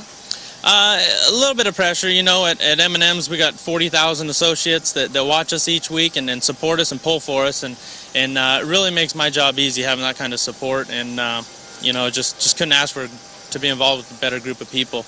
As far as the draft goes, you know, we're really excited. I felt very comfortable yesterday, and you know, it's just a game of chance in my opinion, and you know, just looking to go out there and build some respect. You know, everybody I heard talk to said it's going to be hard to find people to work with us, and I agree with that to a point, but I feel like if we have a fast enough car, they won't have a choice. All right, rookie David Gilliland looks like he's made some friends already. And look, John, again, eating the M&Ms right on national TV. Hey, he's good at that. Wendy, thanks a lot. Pretty sweet taste in his mouth after getting the pole here. It's the second year in a row for that number 38 car to have the pole. Of course, Elliott Sadler drove that that car to the first starting spot at this race last season. Just a little bit better, 191 miles per hour for David Gilliland. Let's take a look at where everybody will line up when the green flag waves tomorrow afternoon. It's Gilliland and Robert Yates' teammate Dale Jarrett on the outside of row number 1. And, of course, DJ was the one who took the checkered flag here last season. Tony Stewart, Kevin Harvick side by side in row number 7, and another DEI car, Martin Truex Jr. outside of row number 8. On back in the field we go. Michael Waltrip, great qualifying run considering he was the last car to go out on the hot track, qualified inside of row number 11. Elliott Sadler, last year's pole sitter in the number 19, will start outside of row number 11. Dale Earnhardt Jr., one of the chasers and one of the favorites here at this racetrack, inside of row number 17. And then Robbie Gordon outside of row 18. Scott Riggs, Reed Sorensen, and Derek Cope in the number 74, the last guy to make it into the UAW Ford 500 here at Talladega. Let's take a look at the folks who failed to make this race. Hermie Sadler in the 00. Todd Bodine trying to do the double duty in the trucks and the Cup, failed to qualify in the 4th. Kirk Shelmerdine, Travis Quapple, Kevin LePage, and Chad Chaffin all have to make the long trip home after failing to make this race here at Talladega. Now, we are on a very historic situation here at Talladega. For the first time ever, the NASCAR Craftsman Truck Series will race here on this super speedway. And if you think back to the first time these trucks raced at Daytona, you know we're going to have a great show for you this afternoon on Speed. Let's now get ready to send it over to the Craftsman Truck Series broadcast team and join Ray Dunlap.